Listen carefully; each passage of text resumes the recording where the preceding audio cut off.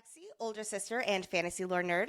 And I'm Nicole, younger sister and romantic at heart. And today is episode 2 as we deep dive Glow of the Everflame by Penn Cole, where we are covering chapters 8 through 15. Before we begin, friends, please listen closely to our spoiler warning, because this has spoilers for all 3 released books in the Kindred's Curse saga, including Spark, Glow, and Heat of the Everflame. Diem uses her magic for the first time, knowingly, I guess is the right word, and it's delicious for us deep divers, so we cannot stress this enough. If you have not finished specifically Heat of the Everflame, then please go finish the series. We will be here when you're done. Next, we at Fantasy Fangirls are adults who say adult things about adult books. In other words, friends, this podcast is rated R.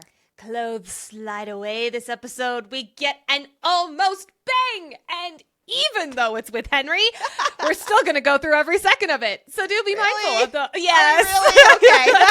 Please be mindful of those little listening ears. It's okay. We get the foot massage next episode. Oh, that's next episode. That's All next right. episode.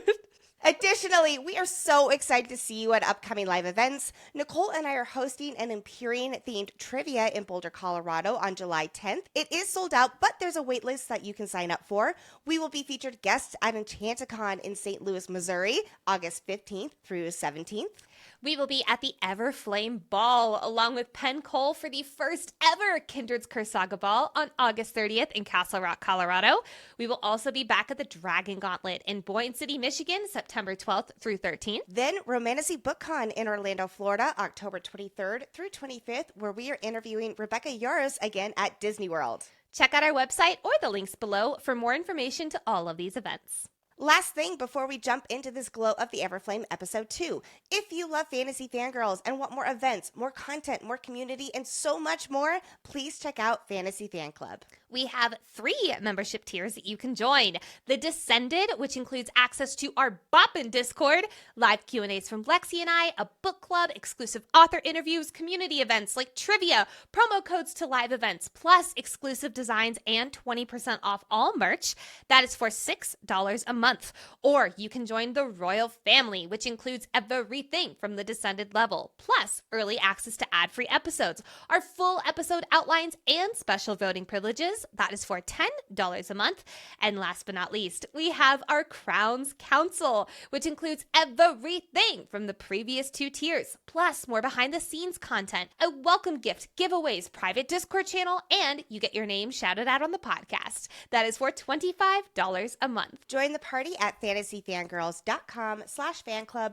The link is also in the show notes. And really and truly, thank you so much from the bottom of our hearts for supporting us as we've turned this podcast into a dream come true. It is our livelihood, and it's all because of you.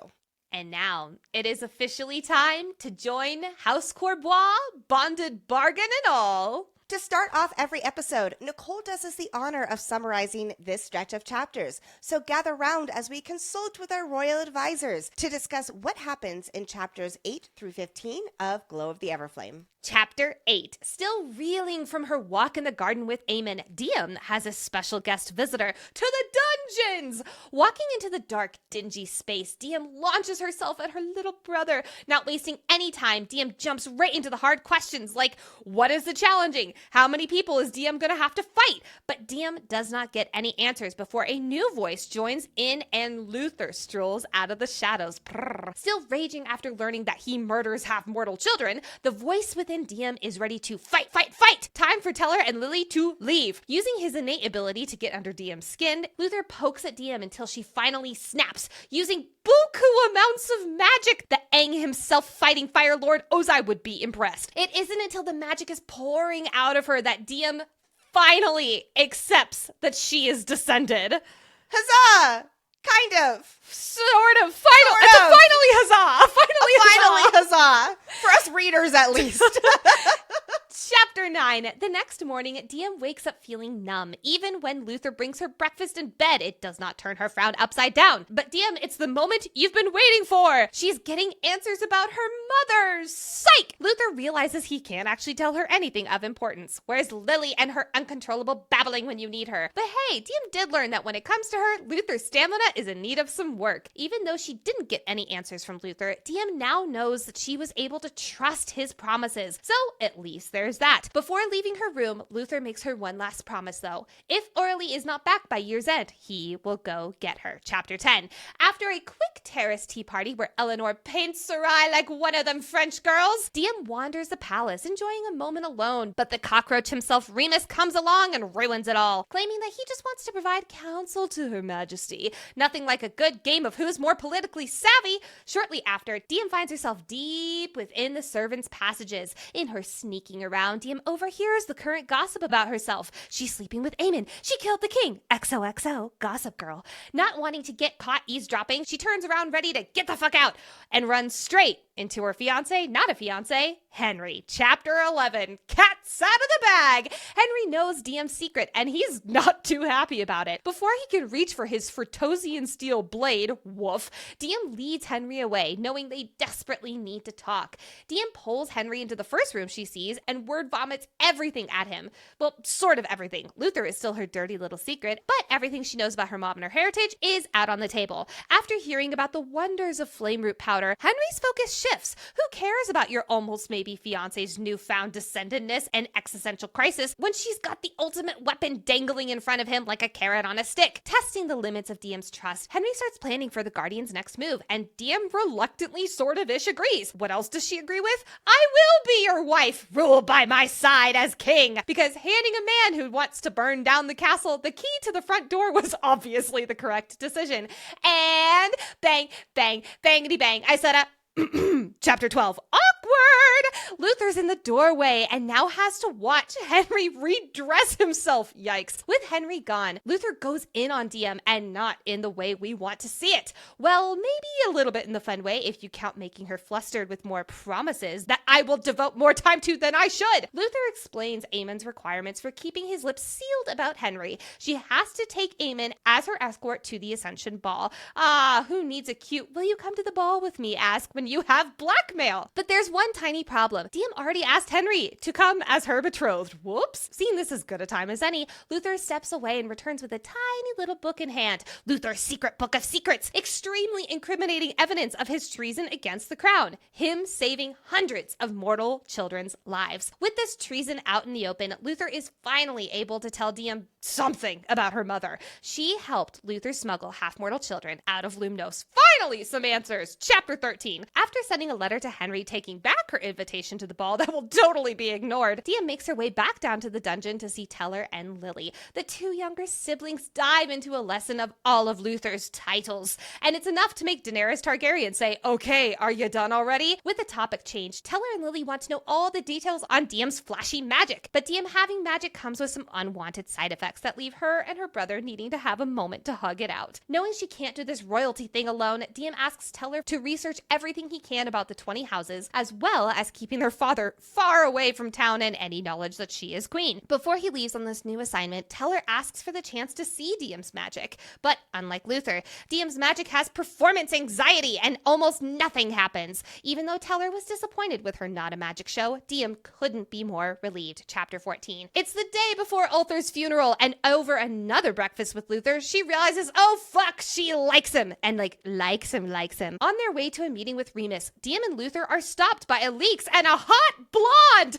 Welcome, Ileana, to the chat, who attempts to seduce Lou by belittling Diem like it's just another Tuesday. Not wanting to watch the Luther and Ileana show, Diem stalks away down the hall to the meeting room only to have Lou catch up to her. Thank God. Reaching the meeting room, Remus sends his son away, leaving Diem alone with the big bad wolf. Chapter 15. With Remus Corbois, regent of Lumnos' undivided attention, Diem begins poking into the mind of the cockroach. Testing his luck, Remus assumes that he will be taking on the role as leader of the house's meeting. Bitch, you thought! Conversation moves to the topic of the mortals and what the other houses would like to do with them to get them the fuck out of the realm. However, Remus has a brilliant, beyond brilliant idea. Diem plays dumb and defers to him during the house receptions. Sounds like something a dude who wants to keep power would say. Seeing the chance to one-up the new naive queen, Remus proposes a deal, a bonded bargain, if you will. Diem agrees to claim House Corbois, and Remus keeps any Corbois from challenging her. Agreeing to the terms, Diem and Remus seal the deal, locking in her fate. Dun dun dun!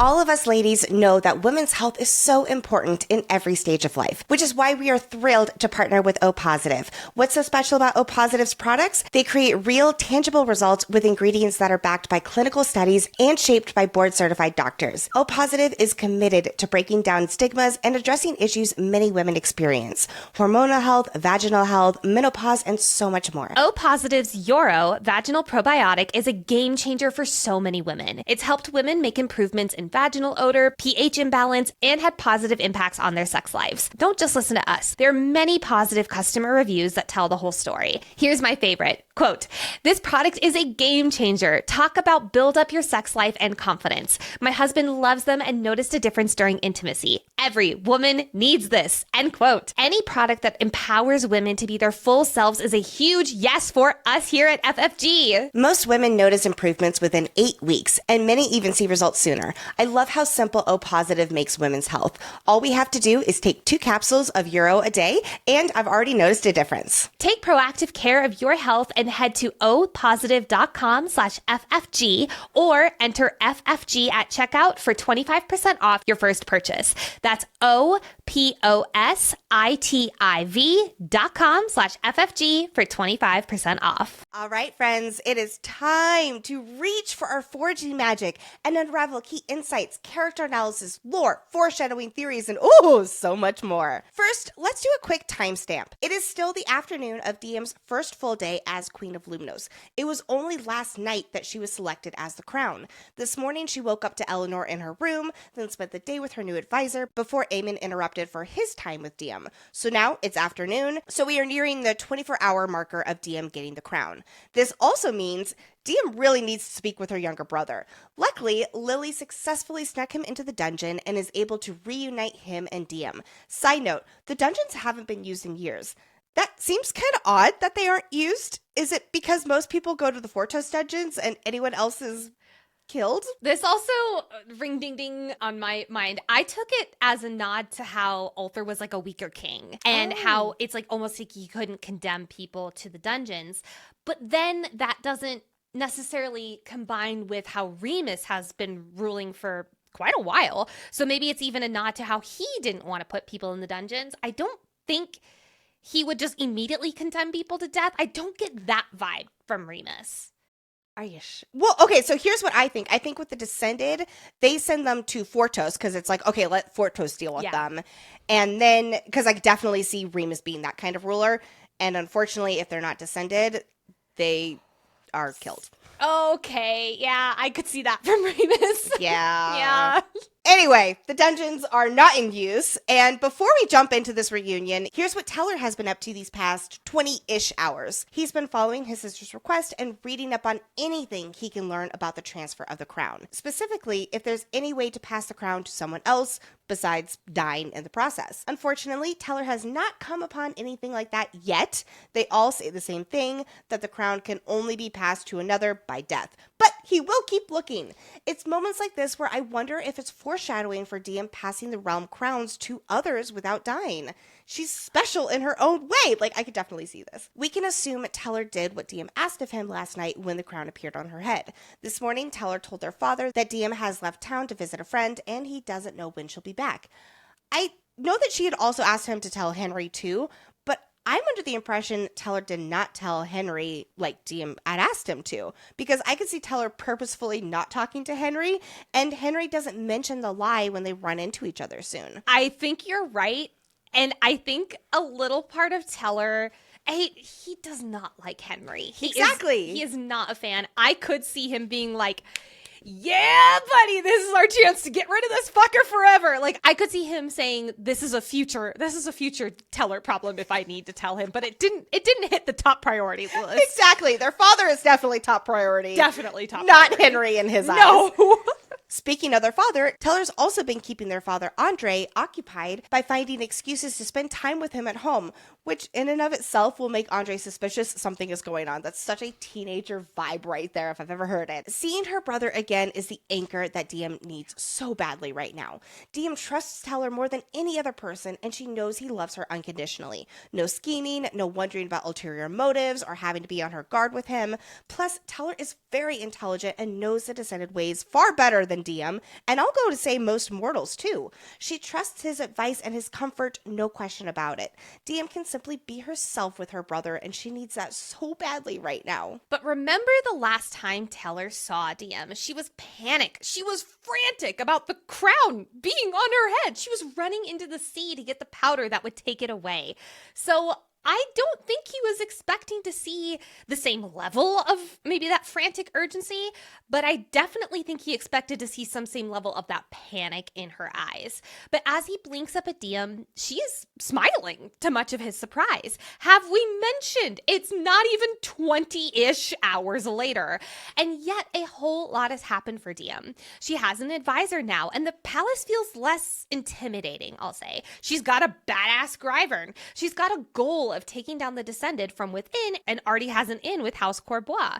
She's taking the control back in her hands and her demeanor is showing it. And Teller's like, oh, a lot's happened in 24 hours. The sibling reunion gets interrupted, though, by none other than Prince Luther. Huzzah! Huh. That's not the first time I'm going to say that he is interrupting something this episode. Turns out Lily was not as discreet as she thought. Shock of shocks. Apparently people are looking for Her Majesty, and Luther was the only one to think to look in the dungeons. Oh, Lily. Sweet summer child. I know, right? But with Luther's arrival, the voice within Diem goes from chanting as it fed off her stress during her conversation with Lily and Teller.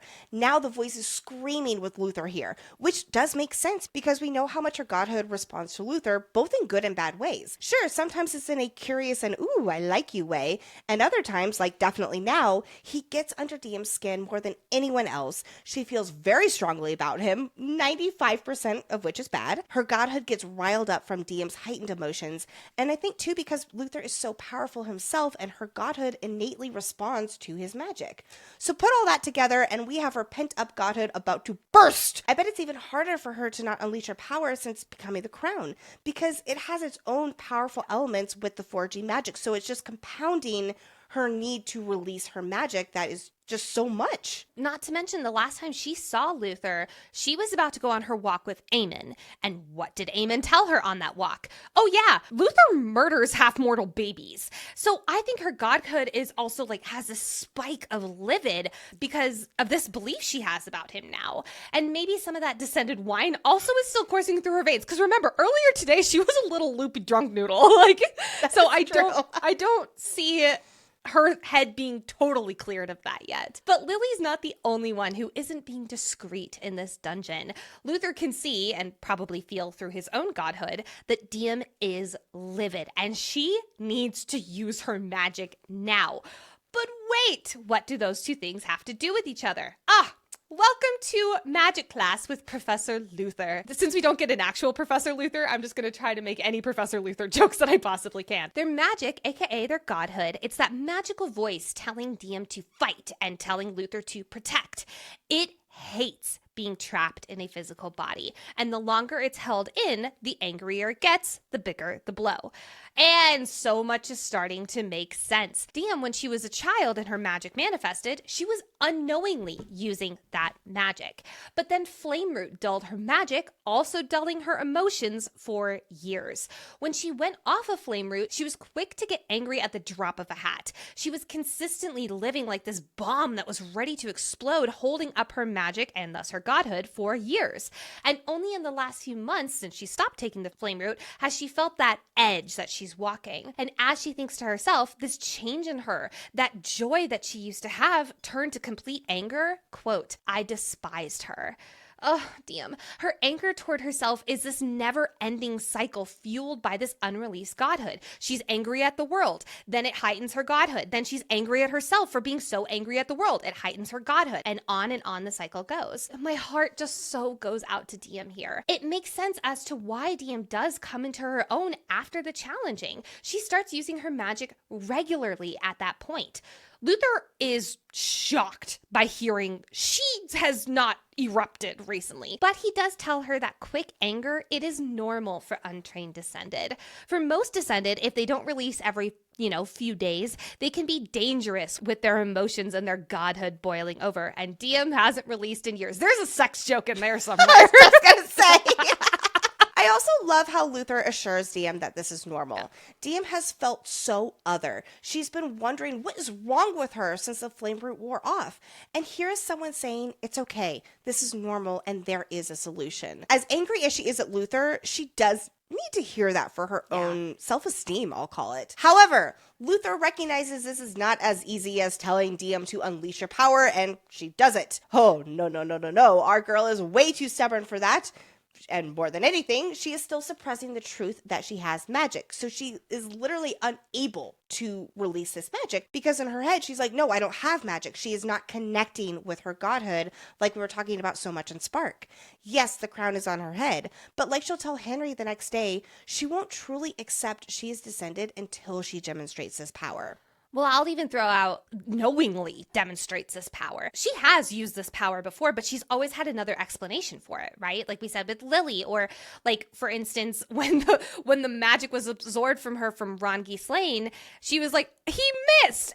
She needs to see it so blatantly clear where there is no other explanation in order to believe that it's true. Exactly, where it's not the external factors that cause her to have this magic, but it's literally within herself. Right? Diem has been shoving this voice down and ignoring it to the best of her ability. And exactly what you're saying, Nicole, the few times she has demonstrated power in recent months, it's because she gave in or agreed with the voice inside of her. Yes. So Luther's here to lure it out and coax Diem into boiling over, where she must release the magic for her own safety. They're verbally sparring and he keeps jabbing her. Stop pretending and face who and what you are. Defend yourself. Stop being such a coward. And friends, he's not talking about right here in terms of fighting with magic. Using her magic means facing the truth that she's descended, and Luther knows that, and in his own I'm trying to help you way, he is preying on that right now. She lets out some of her anger, the hatred she feels toward Luther. He's the keeper of the laws and the one who executes the half-mortal children. This accusation seems to catch Luther by surprise, and he naturally tries to defend himself. Genuinely wounded, she would think such a horrible thing about him. We know he actually saves the half-mortal children and works with Diem's mother to do so, but I think this will be its own little hint to him that Diem doesn't know that part of what he did with her mother. He's trying his best to help Diem, and she rebukes him and lashes out at every opportunity. So here he's like, wow, now he knows why. And yes, that is his job, but he would never, and he's figured out an alternative. I love this moment in the audiobook where Amanda Dolan, first of all, who voices Luther so well. I love how she voices Luther. She erupts and like, yes, I deny it. Like, it's just, I love that moment of both of them erupting and getting under each other's skin. Oh, it gives me chills. In Diem's current state, though, there is no way she is listening to Luther. She screams about how she has so many reasons to hate Luther. And there it is. That is his ultimate opening. He says, quote, "Do you, or is it easier to blame your anger on me than look in the mirror and confront the truth?" Ooh, ouch. To look in that mirror for Diem is the entire crumbling of her world. It is realizing she is exactly who she hated her whole life. It's realizing her entire family lied to her, maybe not tell her, but definitely her mother. It's realizing her rage and her fury at the world it's almost like it's not her own feelings. It's this godhood within her. Right now, she is putting all that anger, all that energy that she has built up from this voice into not looking too deeply in her life. She's putting it all on Luther and the anger that she has with everything else in the world. And now he's calling her on it. She has to look at who she is. And I'm not just talking about being descended. There's such a rawness with looking at yourself. Like I was saying earlier, Diem says she despises herself right now. Of course, she's not looking too closely at herself. But to realize that that's the only way past the anger is through that anger. Ooh, right now, there is no more anger her body can hold. When Diem snaps and finally succumbs to her godhood, it cannot be overstated how much power she expels. Diem begins levitating, encircled by a glowing white sphere that crackles and hums. Spiked tendrils of light come out from the orb she's cocooned in, turning the dungeon into a, quote, luminous jungle of gnarled, sharp-tipped vines. Ah! I love this little nod to the Lumnos Crown's vines of light. Well, also, the word jungle here feels so specific because that's Fanos territory right there. Yes, exactly. From these vines' thorns, darkness oozes out of them, becoming a sea of shadows and waves lapping at the walls. I love magical descriptions like this. Also, waves, sea, Miros, this is Miros. So it's like she's using her shadow magic and her Miros magic at the same time. Oh my gosh, I love it. A blast of pure energy bursts from her, and Luther casts a shield dome around her, but Diem's power blazes through his shield, easy peasy. Luther keeps crafting shields around her to keep her from bringing down the whole palace, but then we get this line. Quote, the silvery flames that shot from my skin burned through each one, which is of Luther's shields, with ease, dissolving into a mist that froze as it landed and coated the obsidian waves with a foam of glittering frost. So much here. First of all, love seeing the Montios magic on display with the glittering frost and all of that. Well, and while we're on other magics that are on display, literally seconds later from this, there's a mention of how the floor has cratered beneath her, and between the cracks, sprouts were visible. That's Arbros! Yeah, it's so cool. And again, it's like all of these other descriptions, like they could be explained through her magic here with the shadows and the light and the cracking and all of that kind of stuff where you don't really think much of it. But in hindsight, knowing that she has these other magics, it's so cool to see that, yeah. But none of that is even the most important part of this line. No. We get a silver flames mention. Remember that silver flames surround Diem in her visions, along with the bodies of many descended immortals. So I bet it will be this same power that happens and unfortunately makes all these people die. But the question is, will it be from Diem or her father, who probably has the same power? I am going to strongly assume Diem. When I read this, I almost leapt out of my chair, and then I wrote in my notes, LOL, remember when I said that silver flames were a Fiakai's Gryvern? Well, I am definitely guessing it's Diem. I also love how when the silver flames are mentioned, that's when she just starts ripping through Luther's shields like as if they're paper. It shows how much more powerful this Omnos power is than anything else. It does also make me very worried for Diem, specifically of her well-being, because that would mean she kills a lot of people. And that's the last thing she would ever want to do. So I could see her having to really come to terms with the destroyer that she has to be and burn. And it'll be very interesting how that plays out. I wonder if this is meant to throw us. If this is us supposed to think that this explosion of silver fire is from her, but actually, like you were saying, it is from Ophiuchi. And then it isn't on Diem's shoulders. Because oh God, I can't even imagine Diem having to deal with that. Or I could see her trying to protect everybody from him with that magic, and it turns out to have different effects.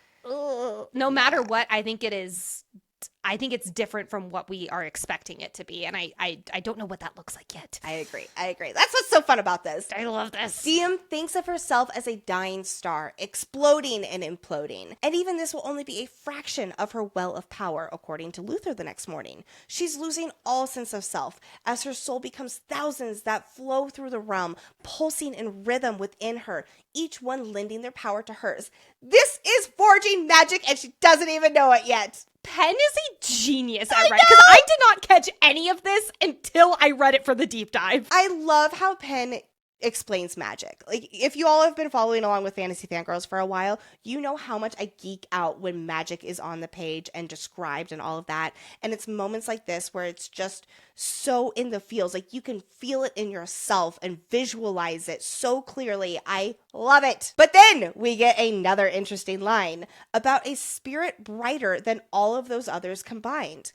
While Diem can't make out this individual's face, it does have two gray eyes so much like Diem's, and this person smiles. Quote, a smile of promise, a smile of fate. Nicole, you look like you're about to freak out here. So question for you, do you think this was Lumnos or Omnos? Neither. I think it's, maybe neither. I think it's Ophiuchi. So I'm guessing Omnos then, because of that so much like my own. That feels like a father hint to me. I think at this point, I was thinking Ophiuchi too. I think at this point, I'm just like putting Omnos and Ophiuchi interchangeably. And I probably shouldn't do that as the deep dive detailed person that I am. But yes, I absolutely agree with you there. Yes, Omnos, yes. Ophiuchi. Yes, exactly. Well, I think that this is him in his chamber realizing and feeling that she has come into power. It's almost like when she finally uses this magic, it pulses throughout the realm and he's able to feel it on Kirill, even erupting across the sea. And he's smiling because he's like, it's almost like this is my time to reemerge. This would have been a really good question for Pen. And I'm so mad I did this way too late to ask her. Well, okay, I love that line of thought. I am going to poke two holes in it, though. One is that where he is on Kirill, he's not able to feel the magic. That's true. And second of all is Penn did tell us that he's basically barely alive. So... But I feel like this would be enough to make him smile. I feel like this is him realizing his daughter's alive. And the prophecy, or not prophecy, and the curse, I guess it's curse, will come true. I'm leaning that way too. But someone else is smiling. Luther is thrilled. He is a kid at Legoland right now. He is so happy. His clothes might be barely hanging on, singed and torn. That's why I'm happy. He's beaming. He's not only, it's not like one of his half smiles or like the little sly smiles. He is unmasked, unreservedly happy. Every doubt, every moment he has wondered if Lumnos was just testing him with this girl that flew into his life and just wreaked a bunch of havoc. He knows this woman now is exactly who he's been waiting for from Lumnos' vision. He knew a gray-eyed queen would come in and change the world, fulfilling Lumnos' dream of peace. He kept the large scar on his face and body as a promise that he would devote himself to that person when the time comes. And finally, he is seeing her execute that power he assumed she had, and he blatantly told her she had. Everything he's been waiting for years has now been confirmed. Yes, she is here, and she's every bit of fucking powerful as he expected. So much so that in her explosion, he tried to create a single shield around her. She exploded through it. Then he had to create another and another and another. He ran through his own magical reserves in minutes, and he's powerful. That is huge. I'm so happy to see Happy Luther. Me too. However, this revelation that Diem is indeed an extremely powerful descendant, it hits our girl hard. We've talked endlessly on this series deep dive about how Diem has needed to believe she is mortal all her life, and especially recently, because otherwise that means her life would be crumbling down as one big lie, and she would lose her sense of belonging in this world. It would mean she is the evil monster she has always hated her whole life. It's always been an us versus them, and now it's a lot to process that she is one of them. She can't live in her Delulu land anymore. Oh my gosh, is this our REP to Delulu Diem game? No. Oh, okay. No matter how much she tries to deny it or explain it away, finally, Diem can't come up with an excuse to tell herself that follows the narrative that she's mortal. And for once, she's not looking for one, because even she recognizes that was a huge demonstration of power. And the voice within her that has crept up since she stopped taking the flame root, its pressure valve has finally been released and it's quiet now. This realization that she is descended isn't just about the lies of her identity and grappling with who she really is and what she's been gaslit into believing all her life. It also means she will live for centuries. Her lifespan is suddenly not that of a mortal, which means she will stay young and outlive every single mortal she's ever known. Her family, Moira, Henri, all the people she cares about. She will be the only one to carry their memory when people who knew them too eventually pass as well. Like, she will outlive generations of mortals. And Diem will be all alone for centuries as she'll mourn the loss of these mortals she cares so deeply for. My heart absolutely breaks for Diem in this moment. When we dive into these fantasy stories, the sadness of these long lifespans in comparison to mortal ones are rarely highlighted as well as Penn does now with Diem. It's anticipatory grief, and it's having to rearrange your own concept of time when it's a human who ends up with powers. We know Diem well enough to know it is difficult for her to be alone in the unfamiliar. She may be a fierce, independent woman, but she yearns for the comfort of her loved ones, as we see repeatedly with Henri and her losing her way after her mother left. Diem has such a big heart and cares so deeply for those she loves. She wants to protect them and keep them close to give her strength and stability. So now, So, on top of getting the crown and being thrown into a whole new world of the Descended, Diem's having to grapple with the fact that no matter what, she will only have her loved ones around for a blimp of her long, long life. I hope that as we look ahead to the end of Burn and how this story may be resolved, that while Diem will have to go through the pain of losing mortal loved ones, she will have her Descended family with her, so she won't be alone to bear the burden that is currently suffocating her. All she can dwell on is that she will be alone as she outlives her mortal family, which is when she agrees to accept the proposal to join House Courbois. Quote, "But only if you protect my friends and family for as long as they live, even if I die in the challenging," Diem makes Luther promise. Because her loved ones' safety means everything to her, and her sense of time, ability to be there for them, it's all hitting her big time right now. And while it's not on the page, I think Diem's subconsciously reaching for any sense of belonging. So yes, she will accept and join House Courbois, because that's better than being utterly alone. One day later, when Diem will see Teller again, she'll tell him and Lily that, yes, she does have magic. And at first, Teller is elated. And then those same thoughts dawn on him. All of that loneliness Diem feels, it hits him too. And it's from a mortal POV. His mother is gone. As of right now, his father is going back to the army. And also now he's realizing his sister will outlive him by centuries. When he goes quiet and the excitement for his sister leaves his eyes, I think it's entirely him feeling like everyone's leaving him behind. Even the girl he's falling for will have a much longer lifespan than him.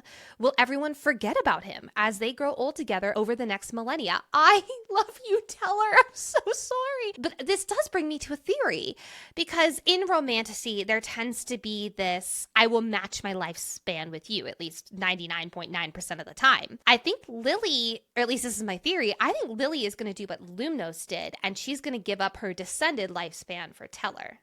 Ooh, I could see that. Mhm. Or somehow Teller will be granted longer life. If they are connected to the Everflame, maybe somehow with that. I don't know how that would work, because Orally definitely has immortal lifespan. I just want Teller to be happy. He's the goodest egg. After Teller and Diem share their moment together, he asks if he can see her magic. Again, this is a day later. I can only imagine this quiet jealousy within Teller. He's constantly surrounded by people who are magical in some way or another. And then of all people, so is now his sister.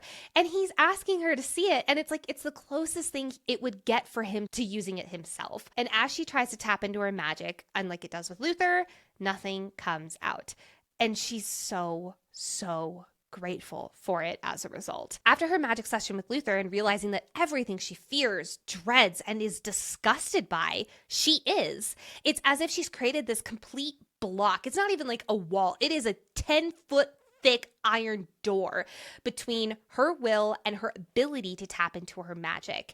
With her not able to use that magic, she can just be herself. She can pretend she's not Descended or the Queen. She can just be the same Diem she was days ago. AKA, she can just be mortal. Oh my God. The idea of using magic is so painful, but this is the moment it remains locked for Diem throughout this book. This is the moment she locks it up with there's like, in Baldur's Gate, there's an impossible lock that you can't really open. This is that impossible lock that you can't really open. The next morning, Diem feels empty. Expending all that power drained her energy and the voice inside her, as well as her own thoughts. They're quieter than ever. For the first time in months, she's able to sit in silence and just be. All the emotions she's been intensely feeling, they seem foreign now.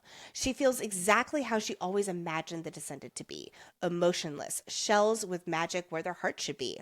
Oh, poor Diem as she processes now being one of them. We know, and she does too, that not all Descended are like this at all. She certainly isn't actually like this, but in this moment, she's in such numb despair where that's how she identifies. Knowing that she would be in no mood to be in public, Luther brings Diem a private breakfast, and the two of them discuss last night's happenings. In this book, there are many big moments that pivot or drive the story forward. But for Diem and Luther, these breakfasts are such a quiet, important moment for their relationship, and more specifically, for their trust, that often gets overshadowed by the bigger things. It's a moment every single day for them to be behind closed doors, just the two of them, and talk. They're able to ask questions, prep for the day, and most importantly, connect. Yes, they are wearing the queen and general roles in these moments, but I like to think of them as these are their only opportunities to date, the dates that they don't really get to go on because they're too busy saving the realm. The conversation briefly turns to Diem, only realizing she is descended last night. And I just want to make a quick note that, wow, it's only now that we and Diem find out that Luther really did think she knew that she was descended before. He asks, "You truly didn't know?" All of Spark, he was trying to get her to admit it. And it's this moment that he's like, oh shit, you really didn't know. But hey, remember how he assured Diem that he would tell her what he can about her mother if she doesn't let him become Gryver food? Time to talk, buddy. Except, skirt! First things first. Before Luther can tell Diem what he's able to share, he needs to know what he's able to share by knowing what she already knows because he promised orally to keep things from Diem. Diem's mother was adamant about keeping her away from the Descended, away from Luther, away from all of this. In hindsight, it was Orly's way of protecting Diem and keeping her true nature hidden. So here Luther is being like, okay, what secrets have you already figured out? Because this guy knows a whole lot, and he's not sure how much Diem has figured out that Orly doesn't want her knowing, so that way it's not Luther breaking his promise and telling Diem this info, but rather he can provide clarification and further context to whatever she already knows. I love this so much on a reread because this is the first time he's realizing her and her mother were not working together as guardians. She doesn't even know her mother is part of the Guardians, and he's like, fuck. Who's left this girl in the dark? So, this means that learning what Diem already knows so he knows how to navigate story time, it backfires badly. Because as it turns out, Diem doesn't know shit. She does know that Luther arranged a bargain between the king and her mother so Teller can go to the Descended Academy, but only if she serves the king for the rest of her life with whatever the king demands. Okay, Luther will be able to clarify this part at least. And Diem knows that the two of them were arguing the day she left, and that Orly threatened to reveal his secrets if he didn't agree to her demands. But no, Diem does not know what the secret is. We will soon learn that at least part of the secret that she's threatening him with is about saving the half-mortal children, and apparently this is a common threat of hers, even though Luther knows it's always a bluff. Diem also does not know how her mother found out about Luther's secret or who she was working with. Ugh. This is so tough for Diem, who has been fed up with being in the dark for so long. And here she is getting confirmation just how in the dark she was with her mother's activities. She's been trying to figure out what happened to her mother for almost 7 months. And here she is feeling so small for not knowing more than the teeny bit she has been clinging to as a lifeline clue to her mother's disappearance. As it turns out, Luther does have to keep his promise of keeping her mother's secrets, since Diem doesn't already know them. While I understand and even commend Luther for being a man of his word, my heart breaks for Diem. How many times have I said that this episode? Here is the person with answers to the mystery of her mother, and he tells her there's too much she doesn't know and he can't share more. That would be infuriating and devastating. This is where Luther's devotion, I'm like, oh, okay, can we have a hierarchy of devotion, please? I feel like Diem's just a little bit above Orly, but I commend his devotion and his willing to keep his promises. While it's nowhere near the amount of information Diem wants to learn from Luther, she does get a few bits of info from him. Number one, he very much doubts Orly is dead. While he doesn't share it here, he knows she's on Creel, and she was very adamant with going to that island. He highly doubts that she would go to a place where she didn't think she would make it. But he does share that she's in a place where mortals are forbidden, and Luther could help her get there. I really thought she was in Montios or something on my first read with these clues about where Orly is. Luther agreed to smuggle her there because she told him there were rare medicinal plants that could only be found on the island that needed time for harvesting a large supply. So Luther, being the goodest good boy that he is, he agreed to help her to get these medicinal things she needs to help other people. He was not aware of Flame Root being on the island, or he would have said no. Number two, he shares that there was no bargain between Luther and Orly, and the agreement that they did come to, the king did not even know about. Orly wanted Teller in a Descended school, which we will learn is so that she could get information from him and use his schoolwork for the information for the Guardians, which That is a tough look, Arlie. But Luther agreed, and while here he says it doesn't really matter why he agreed, which I beg to differ, I imagine he agreed because he wanted Immortal to get a good education. He wanted to bridge that gap for mortals starting to have a better life, which I'm like, Arlie, you abused that good heart. And number 3, he caught Arlie spying one day in the palace, and while he wanted to ban her from, the castle forever, which is super fair, he didn't because of their mutual goal, which we know now is smuggling half-mortals out of Lumnos. So he knows she is working with the Guardians. And I also wonder if he wanted to be able to keep an eye on her. Yeah. I would if I was Luther. Last but not least, thing that we learned from Luther, which is like, I'm shocked with how much we did learn from him when he was like, I can't tell you anything. Yeah, right? Number 4, he promises, those big promises for Luther, that if Arlie is not back by year's end, he will go get her himself. And yes, he has done the calendar math. Right now, the year end is only 2 months away. If Diem survives the challenging and goes to get coordinated, that'll be a little over a month. By then, he's expecting Arlie to sneak back on the boat and come back to Lumnos, but if she doesn't, he will sail to Koreeeellll and go get her himself. Go, Luther! Considering how little he could tell Diem without breaking his promise, this is actually a good little bit of information, but not nearly enough though with the details Diem needs, like where her mother is. She also does realize though that she has to respect Luther's boundaries, because she had just asked him to make a promise the night before to keep her loved ones safe if she dies. His words might be the only thing keeping her head above water right now so she doesn't drown in despair. The rest of the morning is spent with Eleanor, though Diem is understandably preoccupied with the information that Luther shared and the mystery of what he wouldn't discuss. I'm going to save most of the takeaways from this conversation about the Courbois family members for today's Sophos library, so don't mind me as I skip over all that right now. All this intel that Eleanor shares about her family members is very insightful for Diem as she figures out how to navigate working with these Courbois higher-ups. It's another nod to how observant Eleanor is, and that she has a good sense of character judgment. She also explains that because the Descended fight with magic, it creates more of an even playing field between men and women. A petite woman could overpower a big brute if she uses her magic well enough. I love that so much, and it definitely makes sense. Eleanor offers insight on Luther too, which feeds into this unlikely narrative that Diem is understanding about him. Since they met, she has labeled him as her enemy, and even since getting the crown, she has gotten such mixed signals about who Luther really is. Is he someone who genuinely prefers to serve the crown rather than wear it, or is he a child murderer? She wants to lean into the former. He is proving himself to be, trustworthy. And yet, he also has the most to lose with her being the crown. So this could all be an act from him, and she doesn't want to fall for it. Diem's best reasoning to keeping Luther close, that she's willing to admit to, is, quote, keep your friends close and your enemies closer, I suppose. And closer still if you don't know which is which. There's a specific passage from this conversation with Eleanor that needs to be highlighted.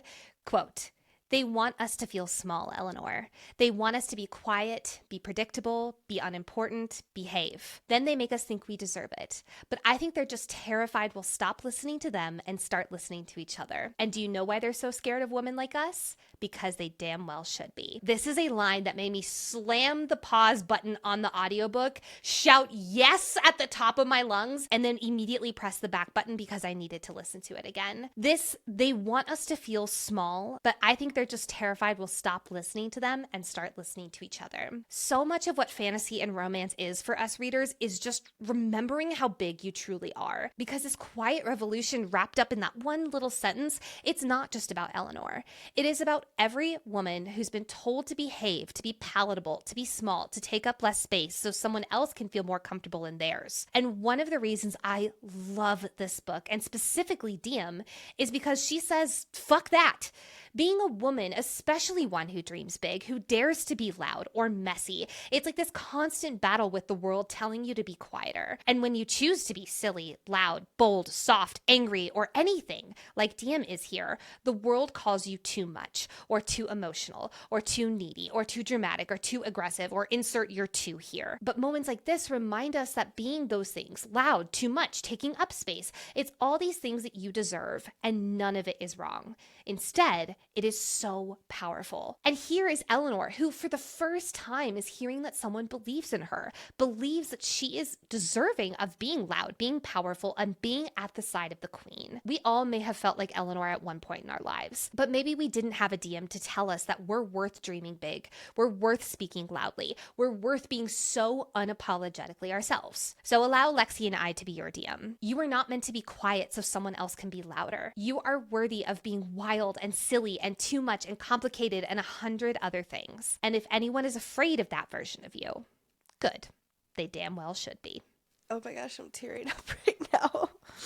Because this really is, I'll say for us, very applicable, because going out and doing a podcast and really being unashamedly ourselves and embracing fantasy and all of that, and putting ourselves out there, it's a lot and it can be scary.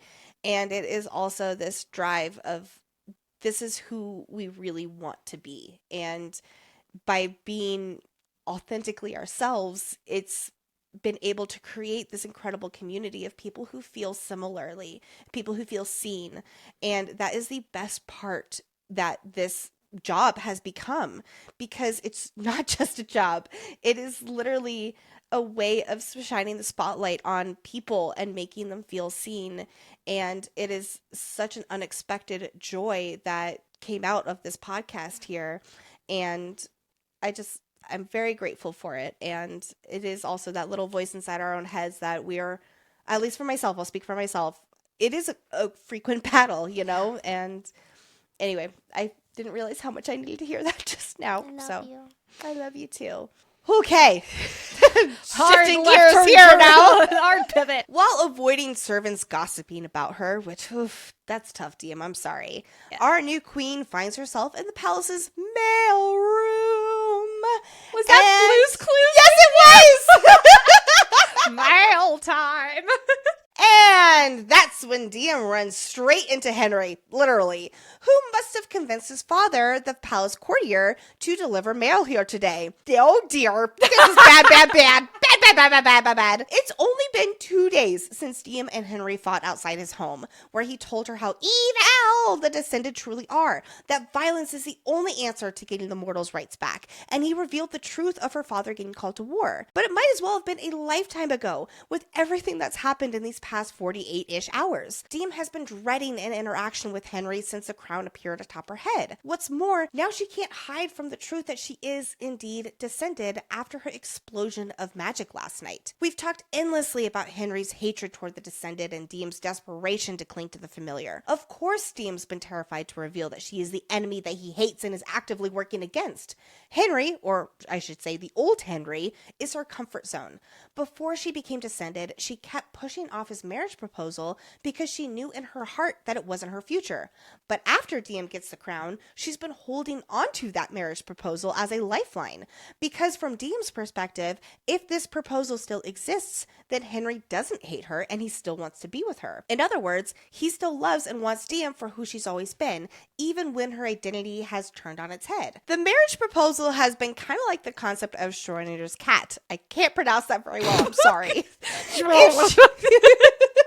If she doesn't confront Henri now that she's Descended and the crown, then his love and care for her still feels real. But until this moment right here, she both has and may not have a marriage proposal, because she doesn't trust that he'll still want to marry her after everything that has transpired in these past 2 days. But she also needs to hold on to that truth for her own sanity. Right or not, the moment for Henri to find out everything is now. And it really might not be up to the start that she had hoped it would be. Upon their literal bumping into each other, Diem is a deer in the headlights. But Henri has a whole slew of emotions going through him. First off is shock at seeing Diem here, of all places. Then it's confusion with her being in a fancy dress. She's looking like a royal. Then it's realization that the crown's on the top of her head. Then it's this grief at losing, because yes, for Henri, it would instantly be losing his best friend and the wife he thought he would grow old with. And then there's anger. So much anger. And all of these emotions are all in literally a split second. Is he angry at what she is? Yes, it's Henri who has so much prejudice against the Descended, but more so, it's the anger that he feels like he was lied to and like he's been a fool to not see who she truly is. In his mind, his immediate conclusion is that he fell into the clutches of a Descended who absolutely played him. He does not know that Diem was just as shocked to receive the crown as Henri is to see it on his girlfriend's head. His first thought is, like many of his first Descended thoughts, and that is immediately putting her in the bad guy box. Just like we did with Diem last episode, I am going to give Henri some grace with his initial reaction until the next thing he does. So this is all in the seconds after he sees her, because this is such a high jump in the food chain.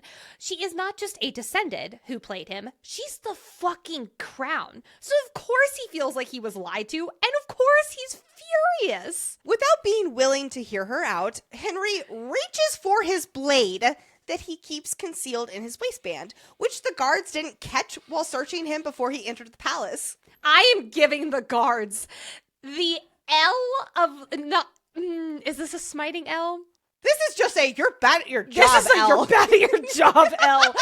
You need to be better. I will also say him grabbing his dagger very first thing, it feels like that Vance jump to violence response. It's again showing how much Henri has been influenced. That is not an excuse for him pulling a dagger on his best friend, but I'm still just pointing it out. Well, I'm saving my actual Henri hat here for in a few minutes, but metaphorically putting my Henri hat on for the moment, let's talk about this from his POV. Like you were saying, Nicole, the woman he has known his whole life and proposed to turns out to be Descended. As far as he's concerned, you can't not know you're Descended, especially the crown, who is the most powerful Descended. So no, this Descended liar does not get to try to explain herself because she's Descended. He looks at this world in the black and white. Us versus them. And all of them need to pay for injustices against the mortals over the centuries. These emotions are compounded to be 10 times worse because he's feeling betrayed by someone who he really loved and cared about. So yeah, he jumps straight into must kill mode as he's driven by betrayal and fury. Not an excuse by any means, but that's aligned with Henri and his way of thinking. It is aligned with Henri and his way of thinking, and I am formally giving him an L for this choice. Oh, absolutely. Oh, I don't even know how many L's he's going to be getting here, but yes, there are quite a few. This is start number 1. This is the first L he gets. Switching to Diem for a second, I can see why a lot of readers do struggle with Diem's choices here. She sees Henri pull a knife on her, and she says we need to talk privately. Again, though, I can understand where she's coming from, but I personally feel like this is so realistic and very in Diem's character. Yeah. Most of us have had a person in our lives that we were blind to how incompatible we were. That's a very delicate way of saying it. But when you're in the thick of it, especially when they're the closest thing you have to a confidant, and especially when they're the closest thing you have to a best friend your whole life, of course, her initial reaction is to desperately try to get him back on her side. It's been less than 2 days since she got the crown. That is not enough time to rewire a lifetime of believing this person is your safe place. I'll even say the few months that they've had where things have been rocky don't rewire it either because of how much they're trying to cling to the other and not let go. So she doesn't think about her safety with being in a room with a person who literally has a knife to her because this person is someone she loves. Maybe not in the way he loves her, or at least I should say loved her, because I do think that was squished. But right now, in this surprised state of seeing him without any prep of what she would think or do or say, she would try to get him to understand and keep him at her side in a white-knuckled manner. I know for me, when I had a partner who was very much not a partner who I should have been with, there were times where I wanted to do anything to keep him at my side because he was all that I knew. And that's very much the same thing here for Diem and Henri. When they get to a room alone and Henri puts the knife away, they're finally able to talk about how the hell this happened. I commend Henri. You're going to get a lot of L's, my guy, but I'm going to commend you on this for believing her quickly once they were in private that she truly did not know. It was a few back and forths, and he did believe her, so I'm giving him that. But the question is, who did know? Who knew this? And all roads lead to Orally. Oh, this is such a hard pill for Diem to swallow. Quote, she always told us the big things, the things that mattered. And Henri looks down. Yeah, Henri, you better look away, my guy. He's like, ooh, not the biggest things. But then it is Henri who brings up the flame root, which Diem starts to deny, but the Pandora's box opens up wide. This is huge, world-shattering info for Diem. She may have realized last night that she's a descended, but this is her realizing her whole life she has been lied to in a lie that was curated by her mother, and her mother knowingly drugged her as a result. That's very different from just learning you have magic and a long lifespan. Yeah. Oh, gosh. Once again, it breaks my heart that it's only now that she's putting two and two together. Her mother made her take flame root every day for 10 years because she knew Diem was descended, and this was how Aurelie could ensure her magic stayed hidden. It means her mother took advantage of her daughter's trust and lied to her all her life. The answer was right there last night, but she refused to see it even then. And it's only now with Henri, where her mother asked to kind of come up, that she really does put two and two together. And the only person she can turn to right now for comfort, it feels like Henri. Teller's not around. Her father and her just had a huge fight. Yeah, Henri's really the only person who's in her old life who she feels like she can talk to. Henri's priorities really show, though, here. Because instead of supporting Diem as she real-time realizes what the flame root was really for and that her mother lied to her about why she had to take it all her life, he gets hyper-fixated on the effects of flame root, which apparently nullify descended powers. These effects of flame root made the girl he loves for so long have no idea she is the most powerful descendant in Lumnos. This is the new Henri consumed by the Guardian's mission. Fight back and make them pay. And here is a huge win about how they can take away the descendants' magic. Even though this also means Aurelie already knew this information and where to get it, so Henri wants more ASAP for their short-term goals. I don't think he knows where Aurelie is yet, just that she's off on a mission for the Guardians, and until then, they're continuing to attack the descended. But wow, he doesn't really have any interest in what Diem is currently going through, only that, oh wow, this is what Flame Root does? This is going to be great for our rebel attacks against the Guardians. Oh, Henri, your girl is having an existential crisis, realizing she's been lied to her entire life, and he's thinking about the Guardians. Again, it's showing where their priorities lie, and smite. I smite your L here, sir. Ah! In her desperation to try to keep this one bit of perceived normalcy at her side, Diem looks at her three options. Number one, she could turn Henri and all of the Guardians in for all the info she has on them. She has a lot of dirt on these people. If I was any Guardian, not just Vance, if I was Lana, if I was anyone, I'd be thinking the same thing as Henri's initial reaction. Was she undercover the whole time? Is she gonna turn us in? Are we all doomed and dead as a result? But it's Diem, and she is still sympathetic to the Guardians' cause. So turning them in, leading to their death, is definitely out. Also, if she was to go to Luther and be like, oh my gosh, this is everything, he'd be like, oh yeah, I know. Well, he'd also be like, yeah, I saw you go in with them. Yeah. However, he did not know about the Bennett attack and things like that, although he does know that it ended up being them. But she also doesn't have any other intel on their current missions or anything like that. So yeah, it would just be like, I know already, and then move on. Yeah, it would just be like, here are these people, and Luther's like, yeah, I'm already stalking them. Don't worry about it. I got eyes on them. Her second option is that she could forget about Henri and let him walk out of her life forever. She could forget that the Guardians and her ever crossed paths, and she could, quote, pray their maneuvering never targeted me. Well, first and foremost, she's not willing to let Henri go. And I do not blame Diem for that. She is desperate to cling to any familiar. It has not been even 48 hours since she got the crown. I really don't hold that against her. And while she doesn't outright think it, I hope a small part of her knew the idea of the Guardians not targeting her is hilariously impossible. She was so scared of them before she got the crown. Now she's a bigger, albeit harder to reach target. But Diem's the one who helped them get weapons. She knows war is coming. She'll try to stop it before it gets that bad, but I don't think that even she is this naive that she would not be a target. Hopefully. That hopefully is doing a lot of work there. Her third option, however, is she can continue the cause of the Guardians. She is wanting to destroy the Descendant from the inside out. Maybe it would be easier with the Guardians on her side. But most importantly, she can see this is the path that will keep Henri at her side. So she agrees to try and get more flame root. But those are not the words she's really saying. She is saying, I choose you, Henri Albanon. And that she'll do whatever it takes to keep him and prove her worth. Not like he's doing that to her, but okay, whatever. Testing her luck, she raises her, oh, this kills me. She raises her hands to his face, terrified that he would recoil from her touch. And while he doesn't, he does stay still as stone. So she pushes a little further and says the words she's never uttered to him. I love you.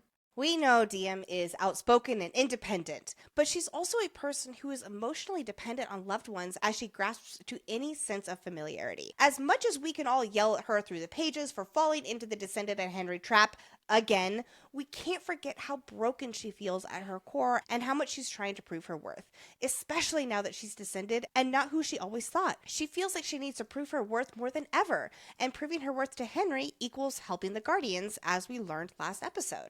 With Henri softening to her a little bit with realizing she is still on their side, an urgency within Diem ignites. She has to keep him at her side while the window of opportunity is still open. Again, yes, we readers, we see the major red flag that this is. But I would be lying if I said I didn't do similar shit when I was in my late teens, early 20s, and I didn't have the excuse of the Crown of Lumnos and my entire world turning upside down on my side. And like her saying, I love you to him was the breaking of a dam, Diem takes the opportunity to accept his marriage proposal, even though he winces when she reminds him that he asked her. Henri, I'm trying, my guy, but this is your third L. All right, friends, you know what time it is. Time to put on our Henri hat. For today's Henri hat defense, a crown felt very fitting. And obviously it had to be obnoxious like this because, oh boy, I got my work cut out for me here. Henri might be wincing like, oh shit, I did propose to you, for all the reasons we already talked about with our metaphorical Henri hats on. But then it dawns on him that marrying Diem means being king consort, and together they can rule over Lumnos. He has a similar realization as Diem, that this position of power is actually an opportunity for the mortals to bring the Descendant to justice and right centuries of wrong. However, let's not confuse this embrace of power as desire for personal gain, because that's really not what this is about for Henri. Penn said, I think in our intro episode, that he really is a selfless person, and this isn't about him being power hungry as the new king. This is a never imagined opportunity for all of Lumnos' mortals and for mortals across Amarian. They are going to have a realm queen who is a guardian. It doesn't get better than that with infiltrating the Descended. And when they leverage power from the inside, they can make the Descended pay once and for all. Like for instance, when Diem invites him to be her escort to the ball, she's thinking along the lines of, you'll overhear something useful, like the work she was assigned to do for the Guardians while treating Lumnos City patients, which was her way of tricking herself into thinking she was making a bigger difference than she really was. However, Henri's very first reaction is, or we could attack. It's even a challenge for his girl. Sure, she's a guardian, but she has already proven that she has faltering loyalties from the armory explosion the other night. With so many descended in one place, yes, including young ones like Lily, it would be the perfect opportunity to decimate their numbers. In other words, mass murder. Oh my god, this Henri hat is really feeling heavy right now. Oh my god! Diem, the queen of temporary solutions, is like, well, let's procrastinate on that whole mass murder thing until I'm coronated. Oh my god! Oh, Diem. Oh, Diem. She can't say no to Henri and step fully into the unknown because it's terrifying. And also, it's like she's waiting for him to change his mind. But he will still show up to attack. I wonder if he's plotting right now as she's saying, no, like, this is why we can't do it now. And he's like, oh, well, I'm going to do it anyway. Or maybe it'll be after he gets the letter from her. And he's like, well, fuck waiting for Diem to get coordinated then. I kind of think it's the former, where he's actively right now thinking, well, I'm going to do it anyway. Interesting. I think it's the latter. Okay. That's quite giving him the benefit of the doubt. Yeah, that's quite the benefit of the doubt for a guy with 4 L's. The bottom line is these two are only hearing what the other wants to hear because they keep hoping the other is the person they still think they are and that they'll come to their side soon enough. Like, oh my God, the miscommunication trope that is not the two right people that it's supposed to be is working overtime. I understand his perspective, absolutely. We have talked about it so much with the Guardians and Henri's point of view, and the mortals and this revolution needing to rise up against the Descended and big things to get them to pay attention to them and listen and give them their rights back, or not even give them the rights back, but have them taken away from the Descended and given back to the mortals. Yeah. I understand all of that. And he is talking about mass murdering some innocent people.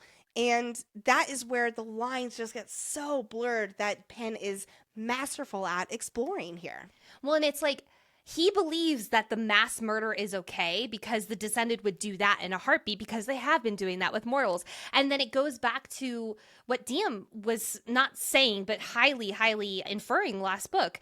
We can't fight fire with fire, exactly. Which is why she is so the queen that they need right now. And why I love that Diem is not someone who immediately goes to murder or not someone who immediately goes to how can we take this person out. She does try to find that balance. And this is just showing how much Henri has changed. And I'm not saying Henri's not at fault and this is all Vance's fault, but I am saying he is right now idolizing someone who would jump to mass murder. Yep. And that sucks. All right. This is very heavy on my head right now. Not really, but metaphorically speaking. So I'm taking it off. With the accepting of the marriage proposal and Diem's promise of this new role for her betrothed as king, these two ignite.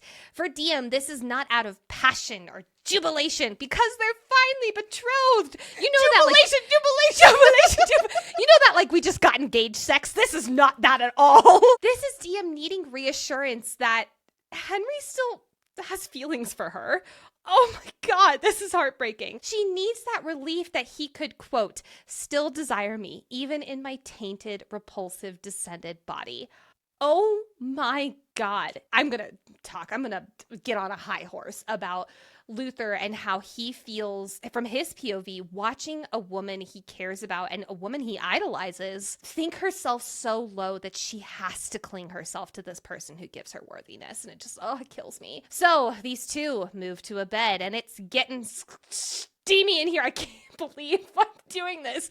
And Henri asks her to say it again. And Diem doesn't go with, I love you. She doesn't go with, I'll marry you someday. Nope. She says, be my king. Again, what Lexi said. This is not from a claiming of power for Henri. Penn has made that clear. This is him realizing he will have the ultimate way of making the Descended pay for what they've done to the mortals. And that's a sexy style of revenge for him. He is turned the fuck on by the amount of revenge they're going to have on this group of people. This is one of the reasons chapter 72 of Heat of the Everflame is so good, is because there's just such a different dynamic and Diem feels so worthy and beautiful. She even has a moment. It's after giving Luther mad hot head and she's like, I feel beautiful. And I'm like, you deserve it after this. I had to think of something to bring that scene because I needed happy Diem. But sadly, we are with Henri and not Luther yet. With Henri's waistband low on his hips and Diem's skirt raising up to bunch at her hips, a loud throat clears in the doorway. Thank God Luther's here. Turns out a guard saw the two of them go into this private room and they were like, Luther! And while Luther did not hear the entirety of their conversation, he definitely heard enough. And my heart just breaks for Luther right here. Here he is seeing the woman he's falling for with her skirts hiked up with another shirtless man. And this is a man who literally, that she didn't know if he would still want her just hours ago. And here he is saying, I am to be your king. And Luther's like, come again?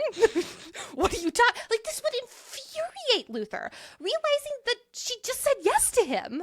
More like begged him so he would still be interested in her. Oh my gosh, Diem. And then you need girl talk so badly. She needs a wine night with no boys and cute pajamas and Disney movies on in the background with heart-to-hearts happening over a box of tissues. Yes. I honestly need that. That sounds wonderful. Yes, we should do that. But then also Luther is realizing that Henri's not joyous in the way that a man who just got the love of his life to say yes to his marriage proposal is. Henri's furious. So Henri, it is time for you to go, but not without one more L, making it 5 L's. I think that is a record in FFG history in a single scene. As Diem reaches for Henri's fingers, trying to reassure him before he leaves, he jerks his hand away. Now, is he mad because Luther is the one kicking him out? Luther is this high general. Henri hates him. There's no doubting that. Yes, of course, he's mad. But bad, Henri, bad. Uppercase L, 5 L's. I can feel Luther seizing.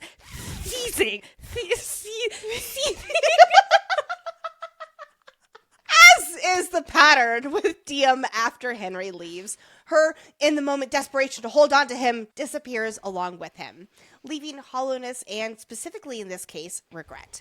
She knows she just made a big jump with Henri that was entirely driven by emotion. And I'm not talking passion. No. This is the clinging to the familiar at any cost kind of emotion. And she also knows that probably wasn't such a good idea, as much as she's not willing to reveal that to Luther.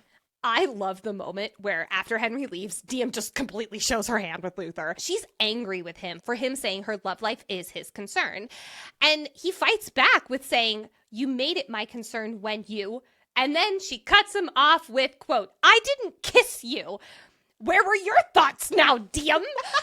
Unconsciously, Diem is 1,000,000,000,000,000,000% feeling guilty about Luther, a man she just had the kiss of a century with, walking in, seeing her kissing another shirtless man who she was about to do the horizontal hanky-panky with in a private room. And boy, oh boy, if I was Luther, I would feel so fucking smug hearing this. And I think that's exactly what gives him the guts to say this next line, which I'm quoting every single morsel of this. Quote, but rest assured, my queen, when I do kiss you, there will be no confusion. You will know that I have claimed you, and I won't have any desire to deny it. Not if I kiss you, when I kiss you. I am a sweating puddle right now. But that smugness, it sadly does not last as long as I desperately want it to.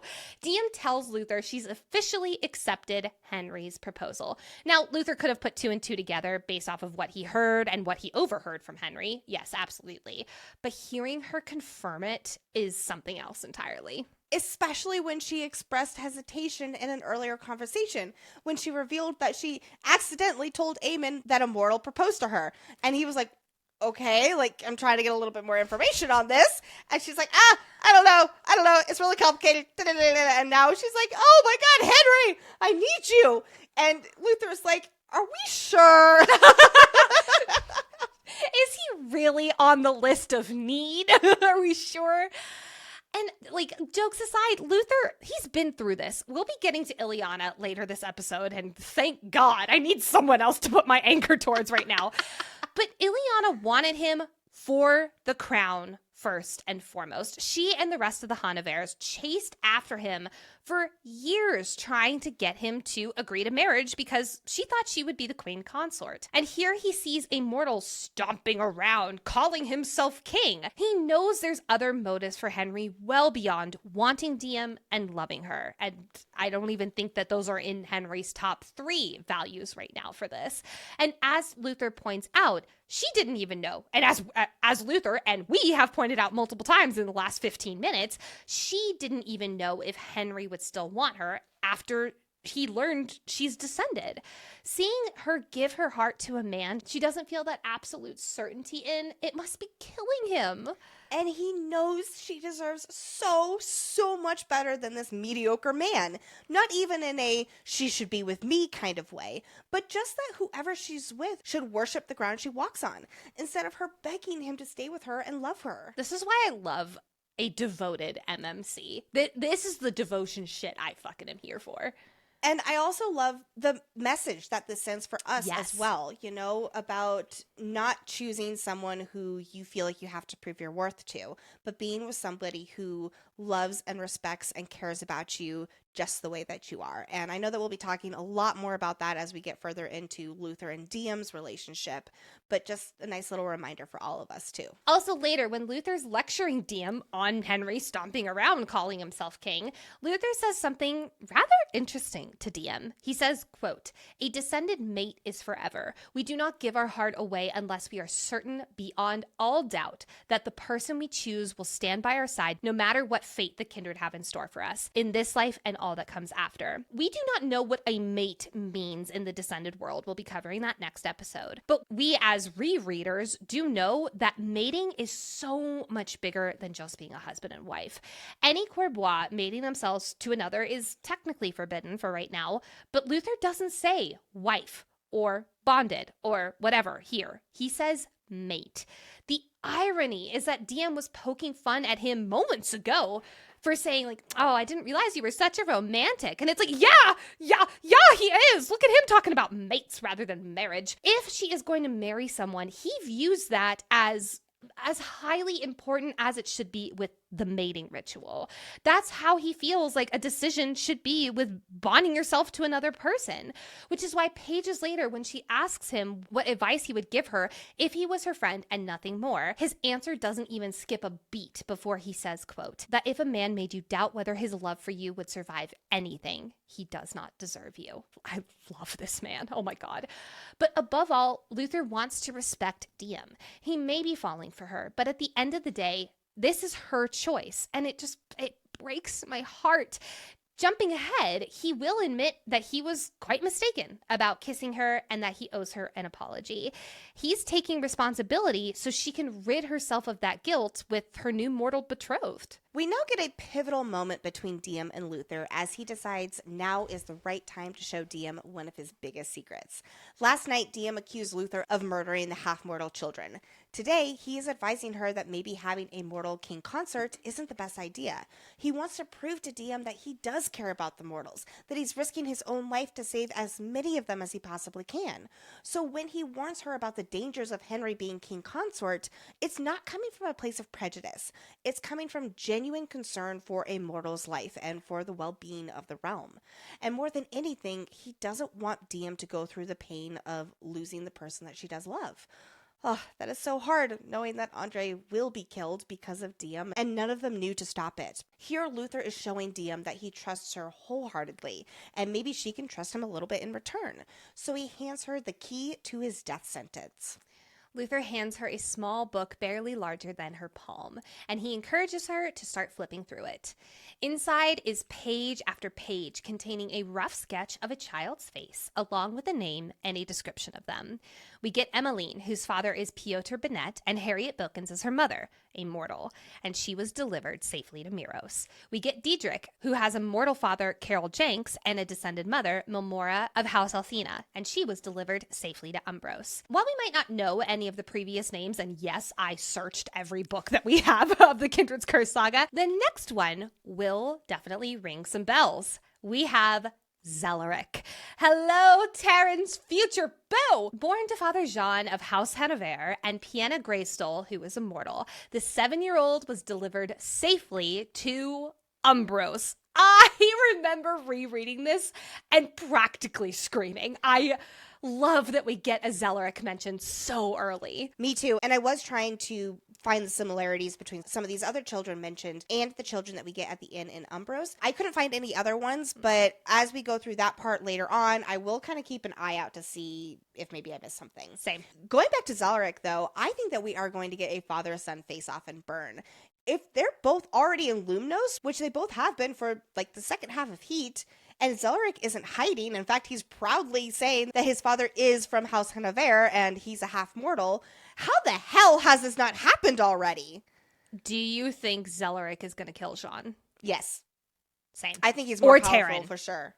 Oh, he's definitely more powerful than Yeah. Jean. Definitely more powerful. I could see either Terran killing him or Terran and Zelaric together killing Jean. I have no idea how Burn is gonna. I know, same. We're usually pretty good about theorizing. It's like, I don't know what Pin has up her sleeve here. I'm really excited for whatever it is. Me too. While many pages include the two most important words, delivered safely, at the end of the book, separated by a scarlet ribbon, lies a list of names all missing those two words. As Luther puts it, those are the ones he failed. Last book, we learned from Lily that Luther takes the safety of others incredibly seriously, putting all of their protection on his shoulders. The way he phrases this part of the book as his failures is so telling. He doesn't view it as they slipped through the cracks. He views it as their lives were his responsibility and he failed. So why would he keep that section? I feel like it's him looking at all the red X's across their faces. It's his reminder why this work and the secrecy of this work is of the utmost importance. Remember how it's been teased since chapter 1 of Spark that Orly was working with Luther and they had mutual goals? Well, this is it. Orly and Luther partnered to smuggle these half-mortal children out of Lumnos. Orly would frequently go on several day-long trips, sometimes at the drop of a hat, and now Diem understands why. Her mother took young or injured half-mortal children to safety outside the realm of Lumnos, traveling to Luther's contacts in other, more half-mortal friendly realms, like the inn in Umbros, which, by the way, is called Second Chance, and I just love how fitting that is so much. With this Orly secret reveal, Diem has to wonder why in the world her mother blackmailed Luther about exposing his role in this when they were working together to save children. And we get some insight into Luther and Orly's relationship, which was, maybe to our surprises, not always the best. They didn't often get along or see eye to eye, but Luther respected her, and together they knew their mutual mission was bigger than either of them. And Luther also knew her well enough to know that this blackmail was a bluff. Orly was a lot of talk, like her daughter. The seeds are planting for when we meet Orly next book, and we see on the page just how much she and Luther don't get along. Luther's being so very polite about his strained relationship with the mother of the girl he likes. I cannot wait to cover those chapters because Orly is she is a protective mother, that is for sure. She is a gray character for sure. Gray is a word for it. Yeah. Later this day, Diem sends a letter to Henri. I commend Diem for nipping this in the butt so quickly and facing that confrontation. I'll say it that way. With her now accepting Eamon as her escort to the ball in order for Eamon to keep his lips shut about Henri, she needs to tell Henri immediately that he is no longer invited. So the note reads, quote, H. It was a mistake to ask you to attend the event that we spoke of. It's not yet safe for you here. Please don't be angry. Protecting you is my only concern. My hope for our future remains unchanged. I'll send for you as soon as I can. D. To drive home that this note is insincere and that she is still Diem, which I just hate that she has to prove that she's still the person he's always known. She attaches a piece of foxglove to the wax seal of the letter. When they were young, they would roam the forest collecting foxglove for the Healer Center, and their walks were always filled with tales of great adventures that they would share together someday. You know what's coming, friends. It's time for a plant watch. In folklore, foxglove is attached to fairies and magic. Looking at you, Akatar. I think that was episode 1. I think that was our first ever plant watch, actually. Yes. Oh my god. But foxglove also carries some darker meanings. In some cultures, the flower is an ill omen and is a symbol of insincerity or deceit. Ooh. With the words written out, they both feel like too little and too much at the same time. But you cannot risk any more blunt words in the message, which, fair. Good idea. I can imagine why Diem feels these words would do the trick, and maybe they would have with their old friendship. Maybe. Actually, I don't know. I don't know if they would have. I'm gonna say yes. Okay. We gotta give their old friendship some credit because they've gotten to where they are for some reasons. Yeah. That's fair. Guess what, though? Henri is not going to accept this message. Diem keeps relying on their childhood connection to make him see sense. She even thinks to herself in chapter 14 how grateful she is to have his support and how it makes her feel better. Oh, Diem. Except he proves time and time again that he is too far on the other end of the spectrum, consumed with hatred and violence toward the Descended. We'll find out how Henri actually takes this news at the Ascension Ball, where he'll show up anyway and tell Diem to her face that he doesn't accept her sending him away, as if she wants nothing to do with him anymore. And that if these Descended are dangerous and mistrustful, he should be here so they can learn how to bow down to their mortal king. Oh goodness. I'll save all those thoughts for that episode, though. I'm going to say that is going to be one hell of a Henri hat, and maybe even possibly Henri Hatsa, because we also have Luther's bonus chapter when he goes down to the dungeons and says a little hey there, hi there, ho there to Henri. That's right. And that's not a good look for my guy. With this letter being of the utmost importance, Luther is ready to hand deliver it himself, but Diem is like, no! She still believes that Luther is the one who killed the boy with the giant horse as big as a house, enraging Henri and causing him to join the Guardians. We obviously know that this was not Luther, it was Aemon, but that's hundreds of pages away from being realized by Diem. So if Luther is alone with Henri, Henri might snap and want to attack the prince. And let's be real, who would lose that fight? It's not Luther. But I also think a part of her really does not want the two men who in the last week she's kissed them both to be anywhere near each other at this moment. I love how we're talking about these two, and it's like neither of us have ever mentioned a love triangle because we just don't see it that way at all. Yeah. It's a very light love triangle. There's a light love triangle. I guess it wasn't until this moment where I guess I even thought about it. But yeah, it's so funny because Luther doesn't deserve a love triangle. He's so top tier. But Diem does not want Luther knowing any of this reasoning. So, flexing her, that is a direct order from your queen, muscle, she orders a different person to deliver the note. After all, you're too recognizable, Luther, says the girl who had no clue who he was when she first saw him. That's not her fault. That was her mother's education orally. Skipping ahead to the day before the funeral, so one day later, Luther brings Diem breakfast again to go over the status of the realm and for her to continue learning about the politics of Lumnos. I just love how this is becoming their morning tradition and he's supporting her however he can, like Nicole was saying earlier with the symbolism really and what this means for their relationship, except apparently not all of Luther's ways of supporting hit the mark. Because while our boy Luther is 99% of the time fantastic at anticipating Diem's needs, he fumbled on one part. It's okay, Luther boy, it happens to the best of us. Because Diem had to find out from Remus a few days ago that she has to spend the next 3 weeks meeting with the 20 houses. And she learned about the ball from ball's expert Aemon. In other words, why is Luther not the one who is telling her about these house receptions if he's trying to be her helpful guide navigating the crown and these Descended? Understandably, Diem is not about this information being held for her own good. As she brings up, orally did that her whole life. I'll argue she also drugged you, but it's definitely withholding information, and it did no good to help prepare her for her current circumstances. Facts. His reasoning for not info dumping all of this on her was so not to overwhelm Diem and give her a little bit of time to adjust before being like, okay, now you have to do this, and this. It's like, like your first day of work and you are just like completely overloaded with everything. And it's like, you're a deer in the headlights, like, oh my God, what did I just sign up for? While a nice thought, Diem doesn't have time to be coddled as she's thrown into the deep end of Descended politics. And that's what she's really trying to convey here to him. And after all, as she says, she's not a child, Luther. She's a grown woman. And I quote, "Believe me, your majesty, I'm well aware," he says with want flooding his tone. Gather around, everybody. It's tension time. His gaze is singeing into her. Diem moves to squirm out of her chair, but the movement only bunches up her skirts to her thighs.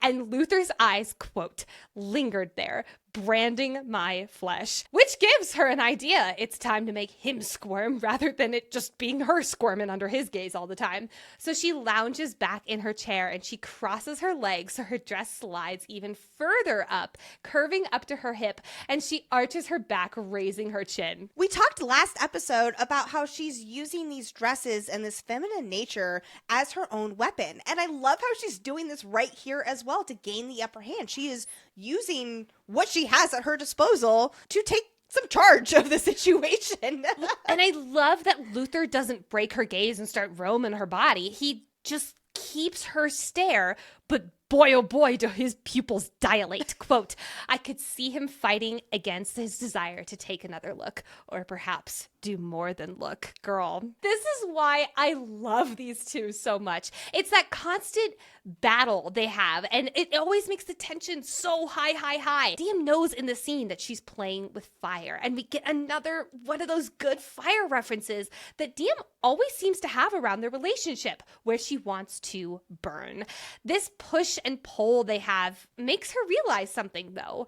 She likes him. With their morning breakfasts and him starting to share information with her, even if it's not fully about her mother, and with how they're always, with this push and pull, they're challenging each other, the attraction that she feels to him, she can finally put a name to it. I don't blame her for taking a minute fully to put a name to this feeling. First off, it's been like 3 days since their kiss, and a lot's happened in those 3 days. She thought he killed children for a good chunk of it because of what Eamon was sharing with her.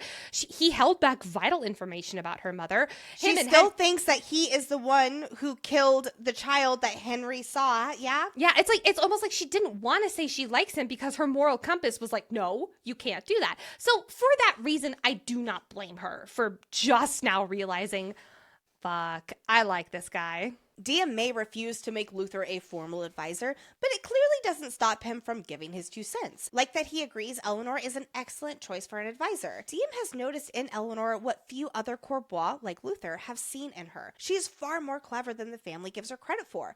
Eleanor may not have the power that was expected of her with 2 powerful parents, but she has the political prowess and charm.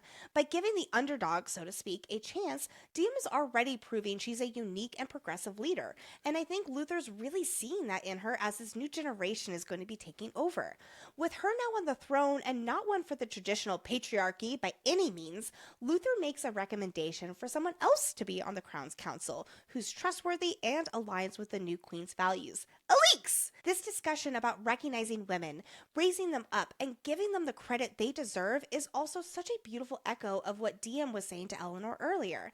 Elix is a well-respected military leader here in Lumnos and in Fortos, and, quote, should any kind of armed conflict arise, she would be a valuable asset. Diem's mind may immediately go to Elix meeting Henri on the battlefield and the discomfort that brings up, but I think Luther has a bit of a different meaning when it comes to this thinly veiled reference to the upcoming war with the Guardians. He knows Diem has her loyalties on the other side and will have a conflict of interest in the future. Elix will serve her queen. Her loyalty is unwavering, which means she will follow Diem as a valuable asset should conflict arise. But Diem wants her father to be her military advisor because he's someone she knows she can trust. Diem may have unresolved issues with her parents, but of course she still trusts her father, even if she wonders if he knew she was descended all this time, like Luther right here accuses him of. We'll find out next episode that Andre did not know, but he did suspect and let her mother do what she thought was best. Well, and that's just another instance of Diem craving the familiar and craving the safety. I don't blame, again, I'm saying I don't blame Diem a lot because I feel like I need to stand up for this girl. I do feel like that loyalty and that safety that she equates to Andre, no wonder she would want him as her military counsel, especially going into a era of military where she is going to try to fight for peace for so much. And that's really what Andre was saying to her at the very end of Spark. That's why he is going back to the army, is so that he can try to keep the peace. We all need a bucket of cold water sometimes, though, so allow us to welcome to the chat the cold water bucket of a person, Ileana Hotaver, with luscious golden waves flowing unbound down her back, a slender, toned body on display with skin-tight fighting leathers showing off her status as a member of the Royal Guard, and a low-cut top showing off her ample cleavage. And that's actually both for Elix and Ileana. Everything about Ileana radiates confidence, but I have to talk about this low-cut top for a second, because I cannot be the only person who immediately thought, how do you spar with a low-cut top? Like, one would just pop out and flop out of nowhere. That would distract an opponent for sure. Descendant boobs are probably so perky that they just, stay in place. They're marble, they don't move. I don't know. That's beside the point because I absolutely agree with you. That's what I thought too, where it's like, I'm thinking about how I would fight. It's like, yeah, We'll never get an answer to that question, but who has been distracted by her beauty? Maybe not by a boob popping out, or maybe, I don't know. I would ask Penn this and just see the look on her face where she has to describe it to us. At that point, she'll be like, are you trolling me? And be like, yeah, just a little bit. She would be like, really? This is what your job is? Oh my God. Oh, let's talk about Luther and Ileana, though. Being a friend of the family since Alix was a child, Luther and Ileana started dating, on and off for years and years and years. As a result, everyone thought these two lovebirds would marry. Their union would have united two very powerful houses of Lumnos. I would love to know, and simultaneously never want to know, what Luther was like with Ileana. We get a little bit of a glimpse in next episode's chapter stretch when he mentions how Ileana chased him for years and years, and he thought not getting the crown would finally put her off. And luckily, we don't have to learn exactly what he was like when things were good with them, because about a month ago, he mysteriously broke things off with the girl for good. About a month ago, you say? What happened about a month ago?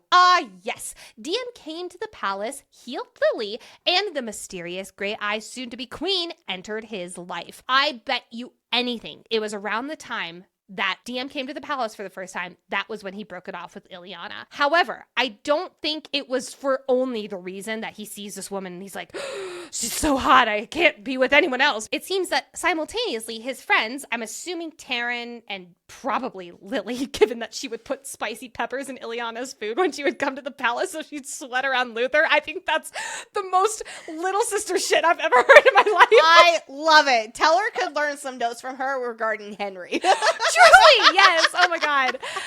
Some people talked to him, again, we're assuming it's Taryn and Lily, and shared that he was being a blind fool. So I also think that around that time, his eyes were finally open to, oh my God, I have so much bigger things to do in my life than be with this girl who sucks. It's so interesting because I was under the impression Luther never had feelings for her.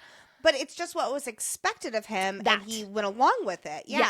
Yes. That's exactly the same impression. But it did say that they were on and off for many, many years. But true. I'm assuming that's when he would give in and say, okay, this is what's expected of me. But, I definitely think they fucked. I definitely think he was probably sweet with her because I'm assuming he wanted to try and see if there was something there. But blech, no, he didn't, because that's only for Diem. But also, like I said earlier, when he didn't inherit the crown, he thought that would put Ileana off of him for good. Oh, again, he's seeing people only wanting him for the power that he wielded or would wield as king, and not for the person that he is. But this also goes back to why he's so, I'll say, frustrated about the whole Diem and Henri thing. He thinks that it's very similar. Now, Henri's motives I don't think are as selfish as Ileana's, but the prowess of being powerful, that's still there in both of them. It's clear from the start of this conversation with Ileana that she thinks so little of Diem. In fact, she ignores her when they first cross paths. She's the queen. You're supposed to bow. Instead, her eyes are fixed on Lou and where Diem is touching Luther's arm. Ileana may not know that Diem is a half-mortal or, the thing that the Hanavers desperately despise. Well, we do know that the Courtois servants were gossiping that Diem must be a half-mortal, though it was cut off, but I do think that was what we can interpret. I think the Hanavers are more so under the impression she came out of nowhere and, like everyone else, is like, what the fuck? Yes, absolutely. But most of all, I feel like she knows Diem ain't Luther. That's not the guy that was supposed to be king. And more importantly, that was not the guy that was supposed to be king, who she was supposed to be the queen consort of. So she's looking at Diem and thinking crown stealer equals immediate hatred. And then add in that it appears her ex, who she's not willing to give up on yet, seems to be cozying up to this new beautiful queen. Yeah. She hates her. Well, and Ileana still thinks that Luther is going to become the king, because she's like, there is no way in hell that she is not going to be challenged and she will be killed, and then Luther gets to become king, so she still has to keep her in with him. Exactly. It takes Alix jabbing Ileana with her elbow to finally get Ileana to even look in Diem's direction. But when Luther introduces Diem as the queen, that's when Ileana says the unchallenged queen. Everything about her exchange with Diem is to call Diem out that she ain't queen yet! And the fact that Diem doesn't even know about the royal guard and her very important duties that she does, which is actually just whatever the crown or Luther tell her to do. I feel like she's trying to remind Luther just how much he deserves the crown and thus her deserving to be his consort through every single moment of this interaction. And if Luther was actually vying to be king, I think it might have worked. But that just shows how little Ileana actually knows Luther and his heart. TLDR, fuck you, Ileana. I see why Alix is mortified by your behavior. And to absolutely no one's surprise, Diem does not have warm and fuzzy feelings toward Ileana either. Ileana openly disrespects Diem and her title, and she seems pretty convinced that Diem will go bye-bye in the challenge so she can swoop in and still get Luther to be king and she his queen. And that's not even touching on all the Luther stuff that Diem is trying not to feel, but she is very clearly jealous of him apparently having a lover. Even if Luther does not consider Ileana to be his girl, she obviously has mine in her head. And it's making Diem really insecure as she wonders if this woman also knows Luther's secrets, or if Diem isn't actually special enough for knowing this about Luther. It's also so significant that Diem, who has told everyone else to call her by her name as she feels so out of her element with the crown and uncomfortable in the spotlight, I love how she says to Ileana that she can call Diem her majesty. In other words, I'm your queen, bitch. The fact that Ileana called her Diem, like, girl, are you stupid? But I also wonder if it's because everybody else has only been calling her Diem because that is what Diem told them to do. Oh, and so she's she almost might be like really grabbing onto that and making fun of her in this moment, as the cousins will do in the dinner next episode. Okay, never mind. I could see that. Oh, Yeah. God, I can't wait to talk about Ileana and Eamon at the dinner next up. Oh, my God, I'm going to go off. Who wants to talk politics and have some fun scheming? Because I do. I really do. Which brings us to the formal meeting with Remus, who literally kicks Luther out of the meeting as a show of power and authority. His own little reminder to his son that he is still in charge, and a chance for Remus to politically prey on Diem. If he can't have the actual crown, you know he's going to do his darndest to keep his position as the puppeteer. Earlier this stretch of chapters, these two met briefly in the hallway, and it was their first really go time to see how they interact, at least in a individual setting. Remus wants Diem to choose House Courbois, and he's thrilled that she does, but not because he's stoked to have a new family member. He is thrilled to be again closer to power. But when she tells him that Remus is just the late king's regent, not hers, I truly wonder if that's one of the first moments since Diem came into his life out of nowhere that he realizes she might be more of an opponent than he was expecting, and he might only be regent for 1 month more. And that kind of changes his tactic and how he fake warms up to her here. She dangles the carrot in front of him, and it works. Oh, Remus, you predictable motherfucker, you. These two are at a constant game of who can have the upper hand. And I think Remus is quite surprised at just how well Diem, this girl who showed up in muddy clothes just a few nights ago, suddenly is able to hold her own so well against him. Exactly. I know we've said so much how out of her element Diem is, and how it feels realistic and even relatable with the ways that she stumbles in this book. But it's also moments like this that we go, yes, girl, this is who Diem Bellator is at her core. Since chapter 1 of Spark, we've seen how she can banter. We understand that she grew up being unafraid to use her voice and go up against intimidating foes. She may flounder, but she is a woman who is strong, clever, strategic, bold, and just plain smart. In a few days among the descendants and processing her dilemma, she's in a far better position than the night she arrived. And I love how we get these fantastic peeks into this version of Diem when she and the reader really need it most. I've got some L's for Remus, but I'm going to focus on one of them right now. When he starts implying that Diem is weak and that her very existence as queen diminishes Luther's strength in his magic, he's like, oh, well, I guess people really overestimated Luther's magic because you came in and just took the crown. I guess he's not that powerful. L, my guy, you asshole. You know how powerful your son is. Don't be mean. Well, Luther's whole existence is based on the fact that Lumnos sent Remus a vision that his son would wear their Lumnos crown. He didn't have the pregnancy terminated, and he made his wife pretend to be Luther's mother. He ensured Luther was raised not only as a descendant, but as the heir to the throne And for what, apparently? I think he's pissed that his son is not as powerful as he was supposed to be. This goes back to earlier with what Diem was discussing with Eleanor, though. Remus expects Diem to be small, quiet, that timid girl. He expects her to not correct him. He holds the fact that he has information that she doesn't over her head. And Diem is not someone who cowers. Again, this is why I love her as an FMC. She does not diminish her light so that others can seem more powerful or feel more entitled. She holds her own in the scene, and I really commend her for it. L, Remus, L, for even trying. I think also we really needed this scene for Diem after what just transpired with Henri, where we are seeing just how different and how much of a range Diem does have with being able to politically banter with the best of them, and she still has this sense of neediness to cling to the familiar when it comes to the mortals. She really has one foot in each of these worlds right now, and it's tearing her apart. Yeah. Now you might be saying, but Nicole, you're going off about how she's not this small, timid girl, and he asks her to portray an empty-headed girl for his own political gain. Yes, he does. But I will say that that is not him expecting her to actually be small, quiet, and demure. That is him saying, I need you to pretend to be that way. It's him saying, let's scheme together to gain our own down the line. That is feeling at least a little bit more like a bigger move because you're in the know.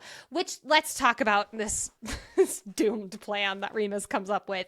He sees that Diem is a spitfire. She can hold her own against him, is not afraid to talk back when needed. I love that. He sees this temper of hers around the mortals specifically, though. And I think he knows if she goes into meetings with the house receptions as is, they're doomed, utterly doomed. She will be challenged at least once. Any chance of Remus having a hold over the crown is gone. I truly believe he's in support of her getting on the throne because he thinks that he can be an ear far, far easier than he can be the ear for Luther. 100%, and why he's trying to distance Diem and Luther by not letting him in the meeting, urging for Eamon to take her to the ball and such. Absolutely. So how can they avoid this hot temper setting off the other 20 houses to a challenge palooza? Diem defers to Remus in the house receptions. There we go. Problem solved. She pretends that she's got nothing going on upstairs in her brain, and Remus is really the only one there that the houses need to confer with. This will accomplish several things. Number one, the houses are more familiar with Remus. He's been reigning since Ulthar fell, after all. If he is the one in charge, maybe things won't be drastically different in the realm under this new rule. Will they be annoyed that it's Remus again in charge? Yeah, of course they will. But as he says, in a way that is predictable and easy to control. Number two, if they have less FaceTime with Diem because they're too busy talking to Remus, there's less opportunities to piss her off. Honestly, that's just fair thinking. And number three, if the other houses are talking to Remus, knowing that he wants to keep the power in House Courbois, they will focus on their own asks and their own negotiations for selfish concerns for them and their houses. They're trying to pick up the scraps, is what Remus is saying that House Courbois is leaving for them. And again, they've been working with him for years. It's predictable. And if they're asking for their own little scraps, they're not going to be talking about mortals, which will set Diem off. And seeing how these pros massively outweigh the cons and wanting to chew his head off for what it implies, Diem agrees to this plan. Clever plan, Regent. Clever plan indeed. Too bad Diem is Diem, who might agree with him right now because it is a good plan, but she has very strong opinions that are not aligned with Remus, and Remus is under the impression she cares more for her life and keeping the crown than for the mortals, because that's pretty much what every descendant thinks, with a few exceptions that we know and love.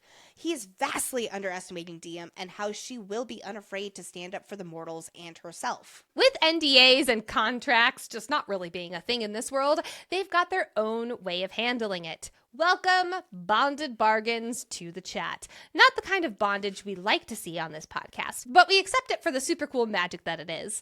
First, the terms must be agreed upon, and you have to be very careful with how the verbal part part of the bond is worded. Diem is smart. She is very careful here. She stretches each of the words to ensure she won't be trapped. Good job. I wish you did that in next book. An unfortunate example is when Ulther's mate was poisoned and a member of another house was responsible. They told Ulther that they would give him a bonded bargain, and as a result, they would give him an antidote if he promises not to punish her or her house. Well, she worded it an antidote, not the antidote, and gave his mate Raphael something that did not help him. Although she was not clever enough, because the bonded bargain only bound Ulther to not punishing her or her house. It said nothing about the rest of House Corbois, and as a result, Remus and Gareth took out the entire house.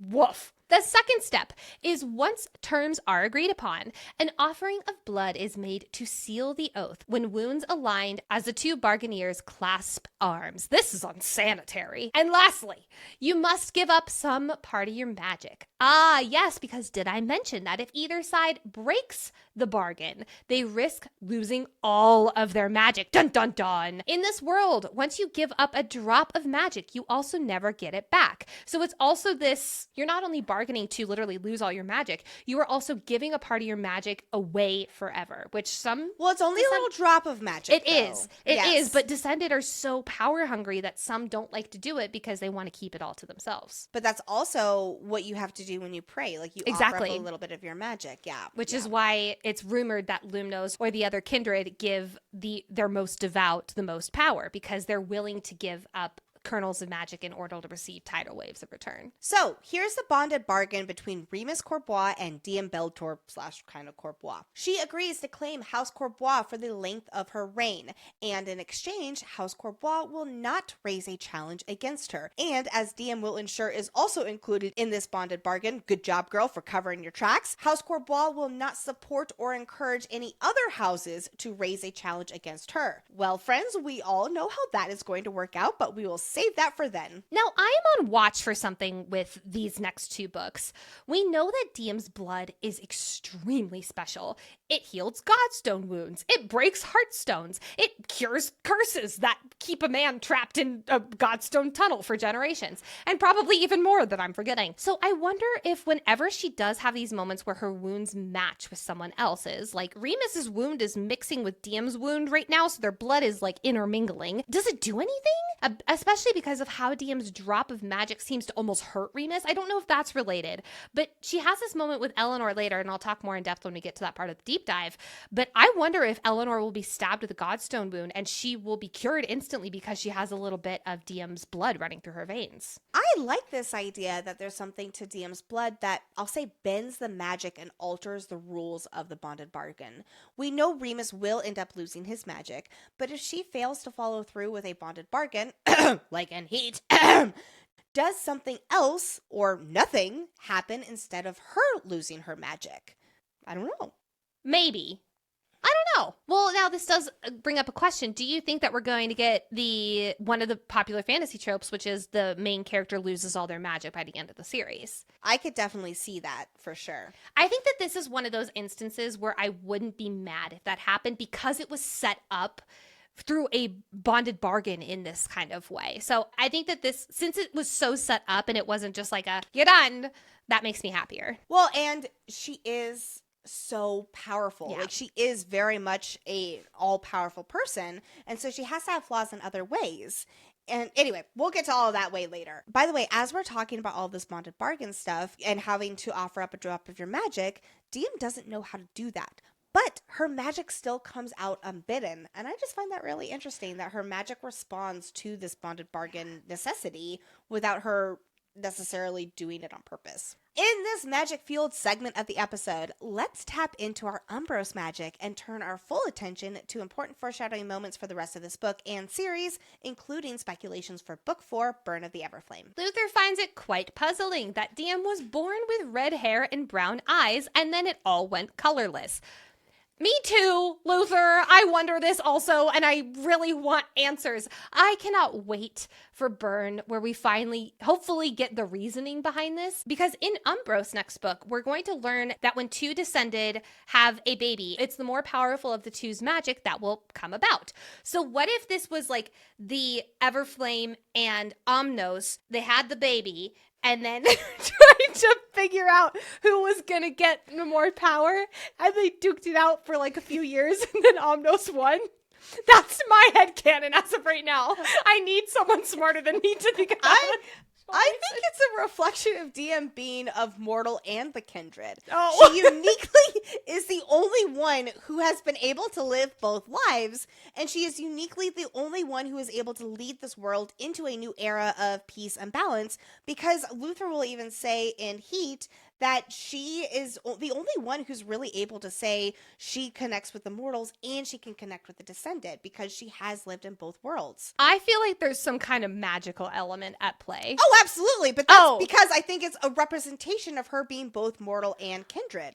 But then why would they change? Like, what caused it to change? So that she can uniquely live in both worlds. But why would it start off one and then change? I think because it is that more powerfulness coming through too in the end. I think we're overthinking this. I think you're underthinking this. Fair enough. When Luther is talking about her eye color and not arguing with his sister about it, Diem asks if any of the Amarian realm descended have gray eyes. Again, this just highlights how little she knows about the other descended cultures. And again, it's not her fault, looking at you, Orally. But Luther says no, and there's a but, quote, the words feeling unfinished. Because they are unfinished. While no descended have gray eyes, the kindreds themselves have gray eyes. I think in this moment, he's trying to figure out what to tell Diem. I think it's on the tip of his tongue to share Lumnos' vision with her, but he realizes he has not earned her trust enough quite yet. Luther and Diem discuss her plans a few times in the stretch of chapters, mostly vaguely, to raise the mortals up, and he is dedicated to proving himself to her that he can help.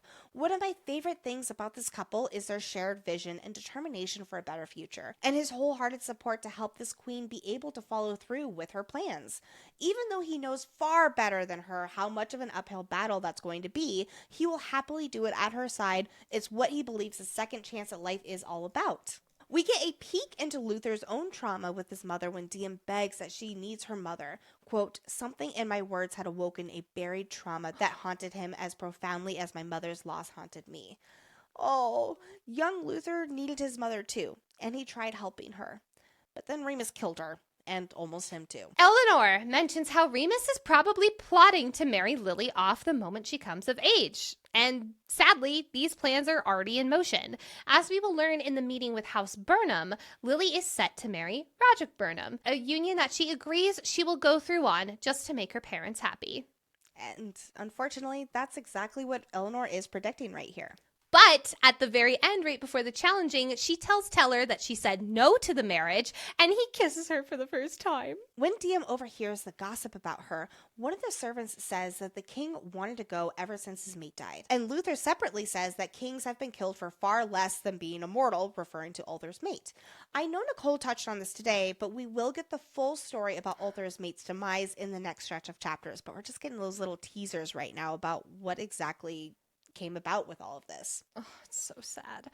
Henri seeing Eamon and Luther fighting, and he recognizes the boy's murderer from Lumnos City. It 1000% makes sense why Diem thinks that it was Luther given the horse ride and everything like that. But I remember reading this for the first time and being like, it's Eamon! Yep.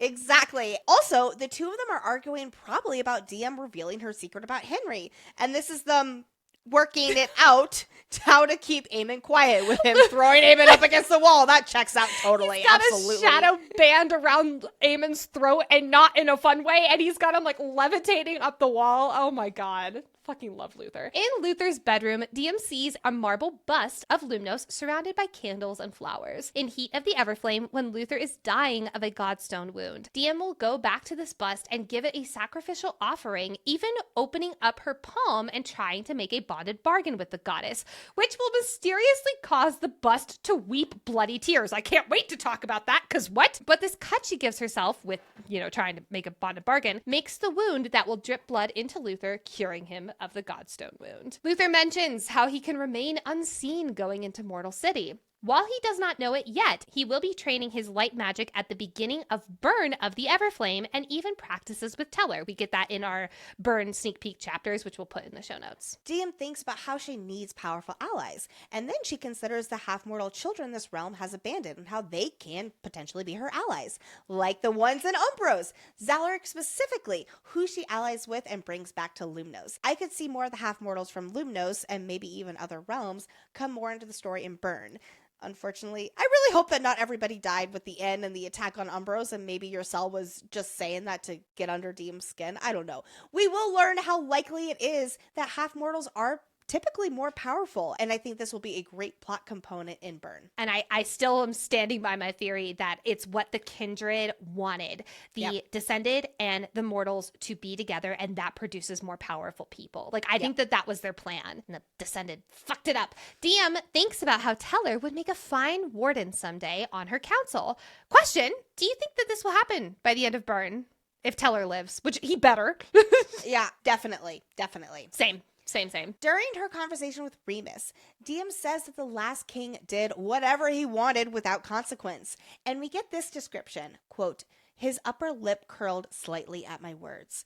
Because the last king did not do whatever he wanted, and he was always pressured to be harsher on the mortals. From other houses, yes, but also his own council, which included his brothers, like Remus here. And last but not least, I really hate to be this person, but at the end of chapter 15, as Diem learns about her new Corbois father, Harold Corbois, who supposedly died, Diem says, quote, "Well then, rest in peace, father." Not the foreshadowing you want to see. Now it is time to enter the Sophos Library, where each episode, Lexi guides us through a world-building topic to help us deepen our understanding of this world and its magic. Today's Sophos Library feels very fitting. It is House Corbois. House Corbois is the most powerful and influential house in Lumnos, and they are also the royal family who resides in the Lumnos Palace.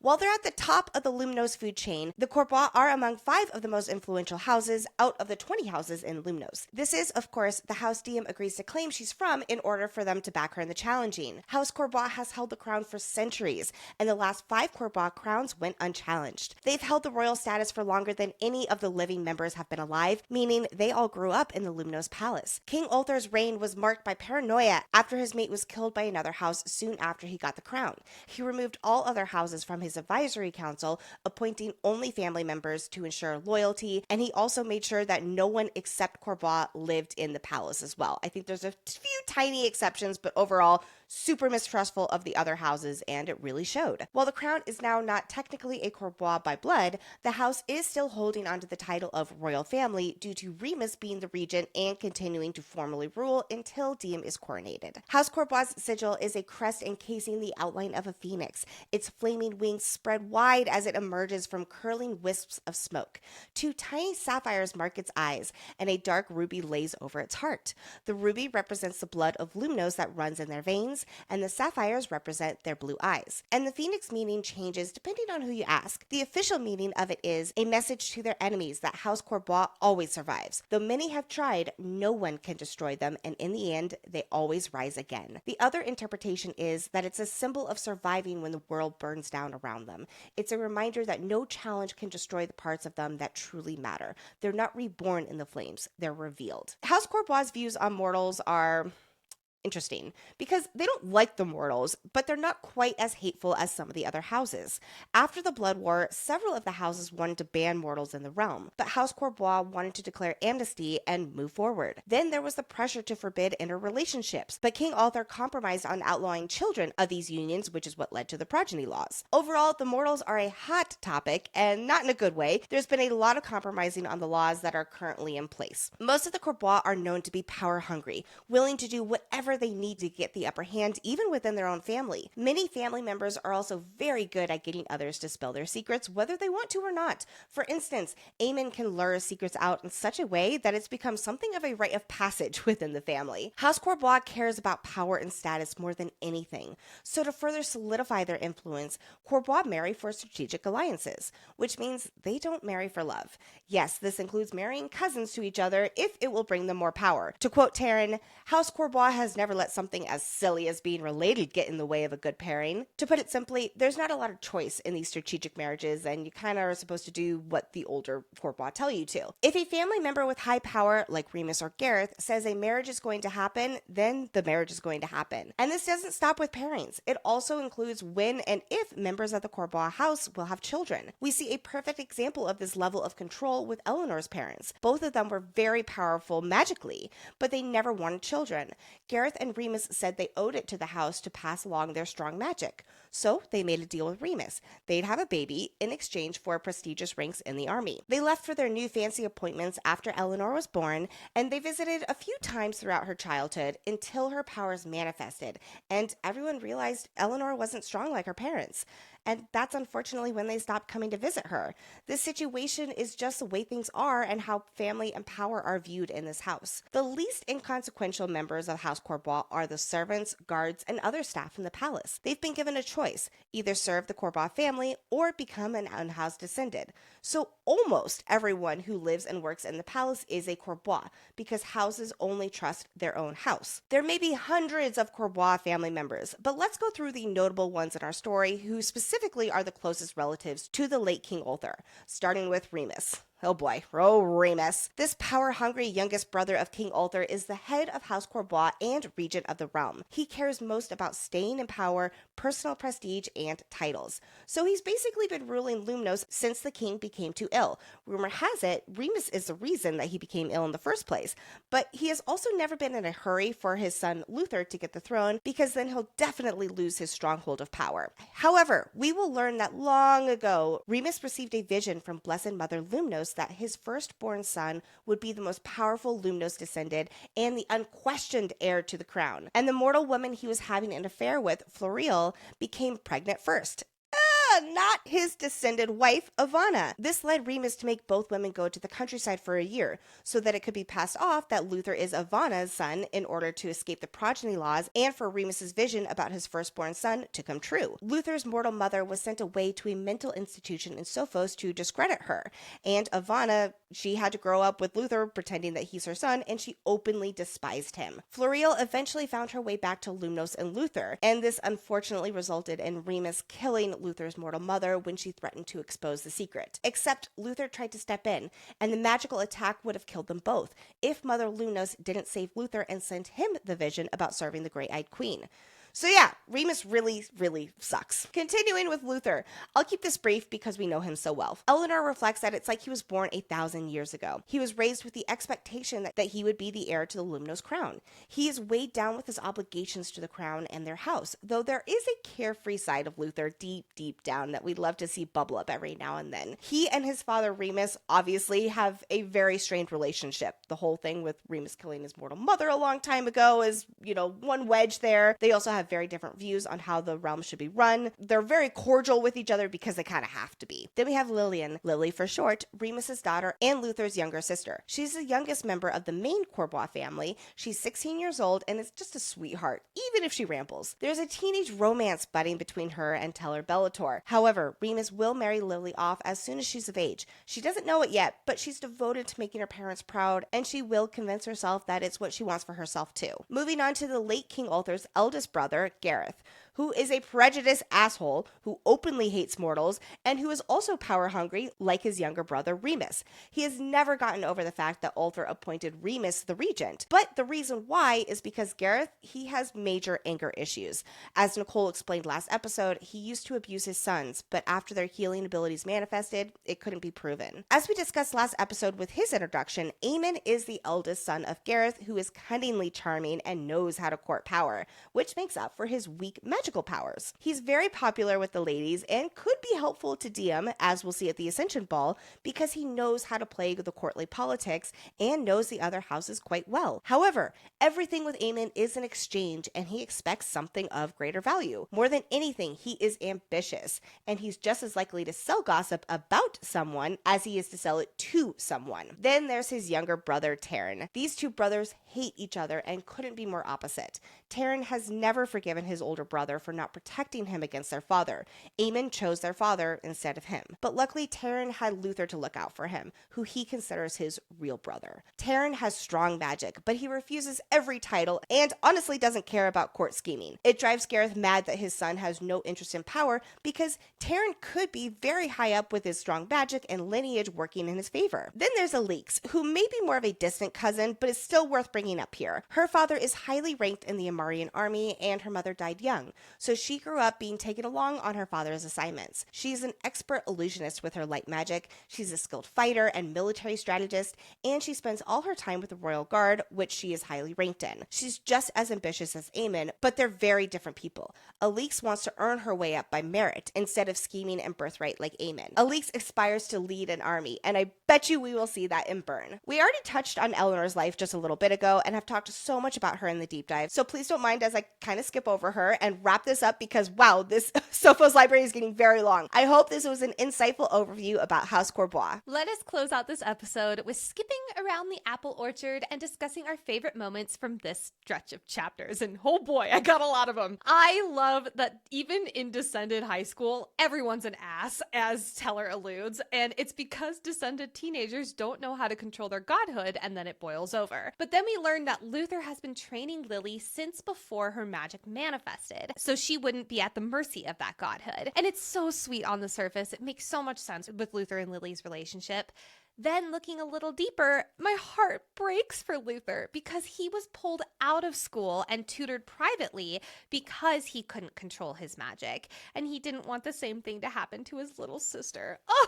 The continued banter about titles between Luther and Diem and how he calls her Diem against her wishes while he's egging her on to release her magic. It made me wonder, how many times has Luther called Diem Diem? Because it's gotta be at most on one hand. Like, I don't even know if it has happened yet. I feel like it's definitely happened, but I would need to go back and word search it. But I think you're right. It would be no more than 5. Oh, no, I would say maybe once or twice before. I think 3 times. Yeah, okay, Beth. If you want to word search the word Diem in the book, sure. Okay, touche. I say over 3. Are you saying under 3? Yes. Okay, cool. We'll report back. When Luther shares that he ran through his reserves of power within minutes, Diem thinks about how if it were any other day, she would have been making sexually charged innuendos about his stamina. Girl, wait until chapter 72 of Vita the Everflame. You'll be saying nothing about that stamina. All right, so awkward pivot to Teller now. When Diem asks when did they start trusting a kindred, he replies, quote, since she had the good sense to pick a Bellator. And first of all, the depth of meaning with that, and this being the daughter of the forgotten, and also with this just little brother raising his sister up and reminding her who she's always been and will be. I love that so much. During the same conversation, Diem says that she's barely lived. She's only 20 years old, and she has no business being queen. I give you most romantasy books. I say that lovingly. Most of them is 99.9% of them, definitely. All right. I'm going to call this section Reasons I Thought Eleanor Was Evil on my first read. When Diem mentions how she could keep her friends close but her enemies closer, Eleanor says, quote, you're catching on to the rules of court very quickly, your majesty. I thought she was talking about their relationship. I thought she was like, oh, you're smart. When she's talking about Aemon, Eleanor mentions, quote, his magic is weak, so he's had to make up for it with charms and wits. just like me. And then, while she's talking still about Aemon, she mentions how he has the best court gossip. Quote, other than me, of course. The amount that she compares herself to Aemon. And even next episode, when they're working kind of together during the Corbois dinner, I thought they were working together so hand in hand to take down the queen. I'm still... I was pretty non-convinced, like after, multiple rereads, I was good. But now this deep dive is really making me question it again. If she was, Pen would end up being the best actress of all time because when we told her our theory, she had this look of horror on her face. Like, why did you think that? And here I am being like, maybe. While I'm still talking about Aemon, though, she mentions, like I said, he has the best court gossip. It is so my headcanon that he spread the rumor about Diem and him already sleeping together to the servants, and that's what Diem overhears. I just feel like he would spread rumors about himself to make himself more important. Well, I have all the same thoughts that you just did. Like, we were both very much on the Eleanor is evil train. Yes. On the other hand, Eleanor is a very good artist. Then we gather that Luther captures the faces and expressions of the half-mortal children in his sketches in his journal there. So it's my headcanon that Luther and Eleanor share this hobby and they like to draw together. Eleanor's birthday wish about seeing Luther so drunk that he finally lets loose, and it sounds like quite a riot. I agree. I don't really wish uber drunkenness upon a whole lot of people, but this is one that I would wish that. Kind of like how I wish uber drunkenness on your husband because he is absolutely hilarious when he has had a few drinks. That wish will probably go unanswered for the rest of your life. I do wonder if Pen will treat us with a drunk Luther in Burn. This little bit from Eleanor, it feels like such a tease, and we all do also want to see drunk Luther just letting loose. He'd probably, however, go on and on and on and on and on about how much he loves Diem. And to be honest, everyone would be annoyed, like in his circle, in the sweetest way possible. Kind of like when you first got drunk with margaritas for the first time. You mean when I was 21? Absolutely, yes. And you just cozied up to me and telling me how much you loved me and how I was a great sister. And it was just like, oh, you're so sweet, Nicole. Sweet, naive little Nicole. 21-year-old Nicole. I mean, absolutely 21-year-old. Oh my God. My favorite Luther moments that we did not talk about above. Get ready, because it's a long list. We get some Luther jokes. I love this about her and his banter. When he makes a joke about Aemon being kept around, and Diem is shocked and pokes fun at him for, cracking a joke every once in a while. And then he makes a second one about Taryn being in meetings only to keep Luther from killing Aemon. Diem is elated, telling him that he will need a nap to recover from all this two back-to-back joke excitement. And then he smiles at her. With a new smile that she has yet to see. It is warm and humble and a bit triumphant. Fuck, I love him! Another Luther favorite moment I could honestly do an entire episode on easy. As these two are walking down the halls of the castle, Diem plays with Luther about him not liking her dress as much as liking her in a towel, or maybe he even prefers her in muddy pants and a borrowed tunic. And I quote, "Only when it's mine." Stick a fork in me. I am done. Oh my God. Look, I am all about women empowerment. I just did an entire soliloquy on women empowerment this episode. And then lines like this are thrown around. Speaking of lines, he calls Diem, quote, "my beautiful queen." Oh, I'm dead. Swoon. I'm dead. We also get Luther's full titles this episode. And while I love, quote, "His Royal Highness Lord Luther Corbois, Most Honorable Keeper of the Laws, Warden of the Light, High General of the Guard, Esteemed Member of the Crown Council, Personal Advisor to the Crown, and Prince of Lumnos, Realm of Light and Shadows," I much prefer Diem's version. Quote, "His Royal Highness Prince Luther Corbois, Keeper of the Laws, Warden of something or other, Member of the Council of Self-Important Men, High General," wait, was it Grand General Supreme? What a Taco Bell meal! My goodness! Oh, now I want a cheesy gordito crunch. Text Jake, you must get one. Fun fact, friends. Quite often, Jake will go on these random Taco Bell trips because you know how that goes. And he comes back with a cheesy gordito crunch. And I love to eat it here, like right in between our recording breaks. And poor Nicole, who cannot eat anything in a cheesy gordito crunch, just watches me eat it. I ask him, describe it to me in every single word you possibly can. Last but not least, we've got the rumor mill of Lumnos, and it is working overtime. As Eleanor comes back from her lunch with friends from a different house, she tells Diem that it was rumored that Diem had been kidnapped as a baby and raised by elk in the forest, or that she was so hideously deformed that Remus locked her away in the dungeon. Woof, tough look for Remus. Woo! All right, friends. Thank you so much for listening to today's second episode of our Glow of the Everflame deep dive. Next Monday, we are continuing with Glow of the Everflame episode 3, which covers chapters 16 through 23. We're talking a funeral. We're talking mating bonds is finally on the page. And my personal favorite, we get the foot massage. Y'all, I am a different person next episode.